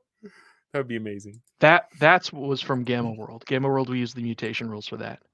I just talk about making lemonade, huh? I fucking nuked the guy, and he just made his domain cooler with it. What do you do? Way to go, Macho! Rock on, man. Man. Oh man. Anyway, I mostly let Jeffro take the credit for nuking Machador. That close. And yeah, no, that was amazing, but it gets better. The other thing because the other thing that totally squashed all the excitement from that was this happened right before Brovenloft, and Brovenloft sucked all the air out of the room. Oh. So Zanzil and I are we're on the lam, really. Yeah, like, you're waiting until things die down, right? Mandolf lived. All right, he's going to find us with the magic mirror and kill us. Cool. Yeah. At the same time, Brovenloft is kicking off in a couple of weeks. And oh man. Yeah, Macho Man, it's canon that Macho Man's watching Dunder Moose. Absolutely. He reads Jeffro's blog and he's watching Who is Dunder Moose. He's not going to come in. He's not going to teleport in and kill my character. He's going to kill me. Yeah. He's going to meme himself into our world. It's gonna Kill the players. fucking. I'm gonna wake up tomorrow with an elbow-shaped dent in my forehead. A little cup of creamer in your next to you on your pillow. We got Bradford Walker in the chat. He says, "All Hey, Mandalf Bradford, good to needs see you. now is to find a guy that can engineer pilotable magic-powered robots, and Mandalf can have his own aura battlers." Um, isn't that how you get a rifts? I'm pretty sure that's how you get a rifts. Besides, so you get a rifts. Yeah. No, Macho Mandalf doesn't know everything yet because even though I'm not half as smart as Macho Mandalf, I'm no dummy, and the secrets are still kept with me. Okay. Um, Well, thanks for giving us that peek. Probably way more than you thought you were going to share when you agreed to come on. I haven't shared half as much as I thought I would. Oh, well, why are you holding that on me, bro? Well, because you Is keep it getting 'cause it's interrupted by chat, to be perfectly honest. That's true. Okay, so you've used StreamYard way more than I. How do you get it so that you are aware of and acknowledge the chat without interrupting your guest over and over again? Oh, Because that's a secret that I haven't learned yet. I honestly, it's because I have a co-host. Ah, And I've and Daddy Warpig, he'll talk about something, and I have a few moments to look over and check out chat. And so got if I it. see anything worth talking about, I talk about it. So that's the only thing I can say. Right on. I mean, the chat. Gosh, To be fair, the chat has been lit this whole time. Like these guys are hilarious, and I can't acknowledge all the great stuff coming out. We're talking about Puglins and Fucklin's better be hitting like and subscribe. Yeah. yeah. Oh yeah, and I'm Wow. really bad about that. If ever anyone's watching and hasn't subscribed yet or doesn't like this, do that now. Well, I mean, I guess if you don't like it, you don't have to click on it, but prefer if you did. Well, the story just keeps going, right? Because that leads into a situation where, you know, I'm a fugitive, and at the same time, people are gearing up for Brovenloft, and there's a mummy in Trollopulous walking around. He's either raising people from the dead or curing their radiation poisoning and developing like a cult following because he's looking for people to recruit for his side. Is this And Kangsta? Kangsta Rapper. And I said, Jeffro, this guy's here in Trollopulous basically looking for you. Let's just, if we're going to hide from Macho Mandalf till this whole thing blows over, let's hide in Brovenloft. So, Oh so man. now all of a sudden I'm in a text chat with Kursova, and I convinced Jeffro to teleport me in. I was like, because I'm the expendable one, right? I'll go talk to the evil mummy. Absolutely. Great DM, by the way. Yes. We go. So I teleport in and have a face-to-face meeting with Kangster Rapper, and after passing my saving throw and not, falling down in terrifying fear, chat with him and say, let him know, like, hey, we heard you're looking for people. I'm offering my services, and I'm also representing Zanzel. I mentioned, level 11 wizard, blah, blah, blah. And he looks at me like I'm a rat. He's like, I don't care about you, but you can deliver me, Zanzel, from Trollopulous. I was like, yeah, Maybe. all I need is, money and stuff. And please don't kill me and turn me into a mummy. And he's like, yeah, we'll see. Bring me Zanzel. So long story short, because it was tying into Brovenloft, my character immediately gives up his master to Kangsta Rapper, and we both get whisked off to the mists. And then I spent the whole month of October basically running logistics for Kursova on the home front, Oh, because okay. Kursova was so busy with his, publishing and everything. His other focus was the actual armies and the battle of Sylvania. So in the Kangsta Rapper faction, I was sort of like, Zanzel comes over and hands me, a list of the spells he knows. Like, Jeff was like, I'm too busy for this shit. And Kursova's like, I'm too busy for this shit. So I'm the sucker with everybody's homework. Oh yeah. And so I'm on the horn with Kest, like You're the capo. nonstop divination. All right, I've got 20,000 raise dead spell or animate dead spells. I've got I'm gonna cast 100 divinations. I used a like an he gets his clerics were so high level. I'm like, I'm gonna use aerial servant to steal the Turk's treasures, right? Nice. Like the Cenk Uyghur didn't have any treasures I love because it an that aerial Jenk servant was in Cenk was Brovenloft. in it, and he actually had no loot anymore because aerial servants came in and took it all. Um, Google it. so yeah, and all because fucking Macho Mandelf couldn't, and Zanzel had been wished out of Brovenloft. So I was still doing all this work, except I got to add to my character sheet Spellbook of Zanzel Menathenes. Oh, That that's character's loot list was very impressive. yeah. So This he is got this he got wished into Red Frontier, yes, Yeah, but yeah, without his which was a book. shame. I mean, why would he have his book? You got his book. Why would he have his book? All his stuff was there. He like we went back to his tower in Trollopulous, and we spent like 15 minutes there because we didn't want to die from radiation poisoning. So like we gathered up a couple of magic items in his spell books and then went off to It's Brovenloft. teleported to Brovenloft and then just Yeah, camouflaged under the mummy.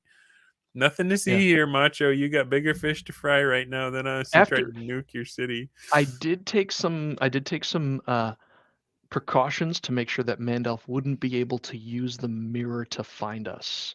And Oh, that those actually, according to Brian, those worked out very well. So okay. Macho I didn't Mandalf, know there was a we'll way see to. you at the grassy knoll sometime. So Macho may not be watching this episode, is what you're saying. I'm still not going to spill the beans just in case he is. Okay, I'm just saying. Yeah, It's it was yeah, fantastic. Once again, just let's take it back to stuff I was saying earlier, right? Using downtime to pull on threads, thinking about your character in character, being enough of a jerk or having the balls, depending on how you look at it, to actually play an evil character and being willing to be the bad guy and like thinking as that character in the world, treating it like a real world, taking these actions. What would you do? No other gaming experience comes close to this. um, and the thing that you're doing for the DM, like it's like teaching the garden to weed itself. You are giving the other players meaningful choices that they have to make in response to what you added into the mix. Mhm. And the DM doesn't have to come up with all that stuff. He can lean on the players and the patrons to in the world to just make it far more bizarre and far more your own thing than it ever would have been if it had been a bought module or a story someone else had written and dragged you through. I know it sounds like I'm being really harsh on conventional play, and I know there's a lot of people having a lot of fun with it. So I'm not trying to be harsh. I'm just trying It's to say, Well, that's what we've said this whole time. We're not saying it can't be fun. We're not saying that some kind of ways it isn't fun.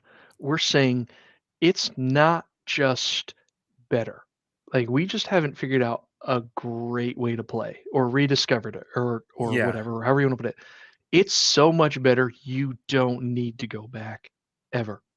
yeah, If you sit in a game with conventional players, you might as well just sit back, have a beer or whatever, eat your Cheetos and Mountain Dew, and just hang out with your friends.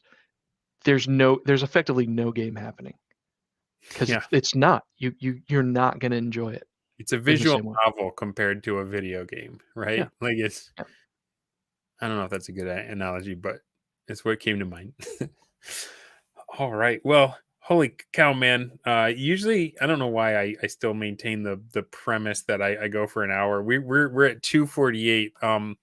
What else have you not been able to say because I interrupted or redirect you? Is there anything else that you wanted to come out as experience? Are there any questions in the chat for Dorrinal about this style of play that we've been talking about? I'd love to get some questions from the chat. They're too busy yapping about whatever. About our I'm calling you out, guys. hair. Yeah. No, awesome chat. It's been really good to It see your is. guys' energy It and does talking about crack this me up. stuff. I love these guys. I don't think I have anything else that I really want to get into right now. Any more stories you want, I'd be happy to tell. Um, I already told you about the most fun I've ever had playing D&D. that whole September to through October of 22, when we did when we nuked the shit out of Minas Mandalf, and then that led into Brovenloft and all that Brovenloft stuff. Yeah. Uh, some of the as a player, as a dungeon master, um, I have how many standout things do I have right now? As a dungeon master, I do love I love everything that happens. I love everything about it. Yeah. I don't have one big thing. It's just every time you get to exercise your creativity as a result of a combination of that, the player's actions and what the dice say. Bradford asks, has anyone other than Mandalf done any serious domain building or empire building? I did. I did. Before joining Trollopulous table game, I answered Brian's call for patrons in Trollopulous. Mhm. And I did that on my own, and I followed Mandalf's blog, his recommendations for how to use the rules Yeah. there to generate interesting events and encounters. And Brian had some really interesting rules on generating wealth and income through mining. And I said, well, I love dwarves. Let me play some dwarves. And I did that for probably 6 months. And Dwarves. yeah, it got stale because I wasn't interacting with other patrons, and that's partially my fault. Um, and partially my fault for choosing a lawful good faction, partially my fault for staying underground. But Oh, it was dwarves. Gotta it stay dwarves. underground. Um, but then there was also no player interest. Um, we'd get together when I joined the table game, and I'd say, "Hey, there's always adventure over here in these mountains. You know, rumor has it there's two dwarf clans at each other's throats over, valuable minerals. So there's money to be made, so on and so forth." And they were pretty far away. Yeah. Um, and that sort of Location, there's location, a whole location. well, there's the whole thing with the mirror. Like nobody wanted to adventure where we couldn't just teleport to with the mirror. That was actually a really big problem. Hmm. We've resolved that, but that's fine. It was really enjoyable, but um, without having a dungeon master to interact with, um, other than to sort of give him updates, I would be like, "Hey, this is what happened. Do you have any questions?" And he was responsive. I didn't want to make that sound like there's anything wrong with the dungeon mastering, but it was basically me playing with the rules solo like Mandalf did, and just sort Yeah. of checking in with the DM, which is good because DMs don't necessarily have all the time for all that. It was a lot of fun, but and ultimately I could create a setting or scenario out of it, Was that which good is practice valuable. for becoming a DM later, would you say? Like, would you? No. No, okay. Fair enough. Um, the it's great practice for if uh if I ever have a name level character, Hmm. which Okay. isn't going to happen because you're all gonna fucking die. Um, then being able to run those rules easily, and I am confident that if a name level character came to me and said, "Hey, I want to build my castle," that I would be able to run that very well. Yeah. I have good confidence in that. As far as being a dungeon master, it doesn't help you run a dungeon crawl. It doesn't help you run hex. It helps you run a hex crawl if you had mid level guys who wanted to move around. Um, yeah. Brian says it's labor intensive and Bronsteins are probably more effective. Yeah, yeah. Um, there was that. There's a set portion of time when we thought that patrons were sort of going to make everything magic and everything work. Um, they're amazing. They're great. They get a Always. lot of player buy-in and engagement, Mhm, but then either they flatten the campaign eventually, someone's going to win given mhm. enough time, or they burn out DMs. Yeah, they do. Um, it's. I don't think I know. Well, there's another thing too. Oh, we're getting low on time. I also think Right on. that there's the problem with the dungeon master player patron interaction, where a full solo patron, I think, is actually detrimental to the game. Unless you're a B-dubs or you have B-dubs level patrons, right? Where they really care about making sure you've got a fun, gameable experience for your players. This is where I insist on the Dungeon Master as arbiter of the milieu or the protector of the milieu, right? You have to be hard. You have to be like you've had B-dubs on a couple times. He talked about it. You have to be like, this isn't interesting. You're cut. It's not working out. We don't need this patron anymore. Like boom, boom, boom. If it's not serving the game, it's out. If it's not serving the milieu, it's out. It's still the player's game. The patrons should make that easier, not harder. Yep. Yeah. Yep. Absolutely. All right, man. Well, I need to. I know we're running short on time here. I need to have you come back on. I've talked about having this episode. I want to do the entire. I want to pull back the curtain on the Cult of Zobleb and talk about my most amazing D&D that I've ever played. And you guys were a part of that. You and John Dacre and Jeff Rowe. Outstanding. It was crazy business, and you got to do something that people have complained about. We never got to that story. Well, that's part of that, though. That's part of that whole. That was amazing. Just a taste to come. You are looking at the only man that I've ever seen use one of his characters to kill his other character. It's glorious. Absolutely crazy. Glorious. I've never seen anything like it. It was amazing. So you'll have to tune back in for that one. But I want to thank you guys for being with us. I want to thank you for giving me stinking 3 hours, Dorrinal. Thank you so much. Generous with your time. If you guys want to get you some more Dorrinal, you can watch his show. He's on Geek Gab with Daddy Warpig every Monday. Monday, 7 p.m. Pacific. 7 p.m. Pacific. So they talk a lot of D&D. They talk about pop culture, movies, all kinds of stuff. If you want to follow his currently dormant for Lent Twitter, here he is, twitter.com/DorrinalGG. I'm kind of dormant on Twitter right now. I gave up Twitter and YouTube on my phone for Lent. I didn't want to have dopamine in my pocket, but when I'm at a laptop, I can still jump on every now and again.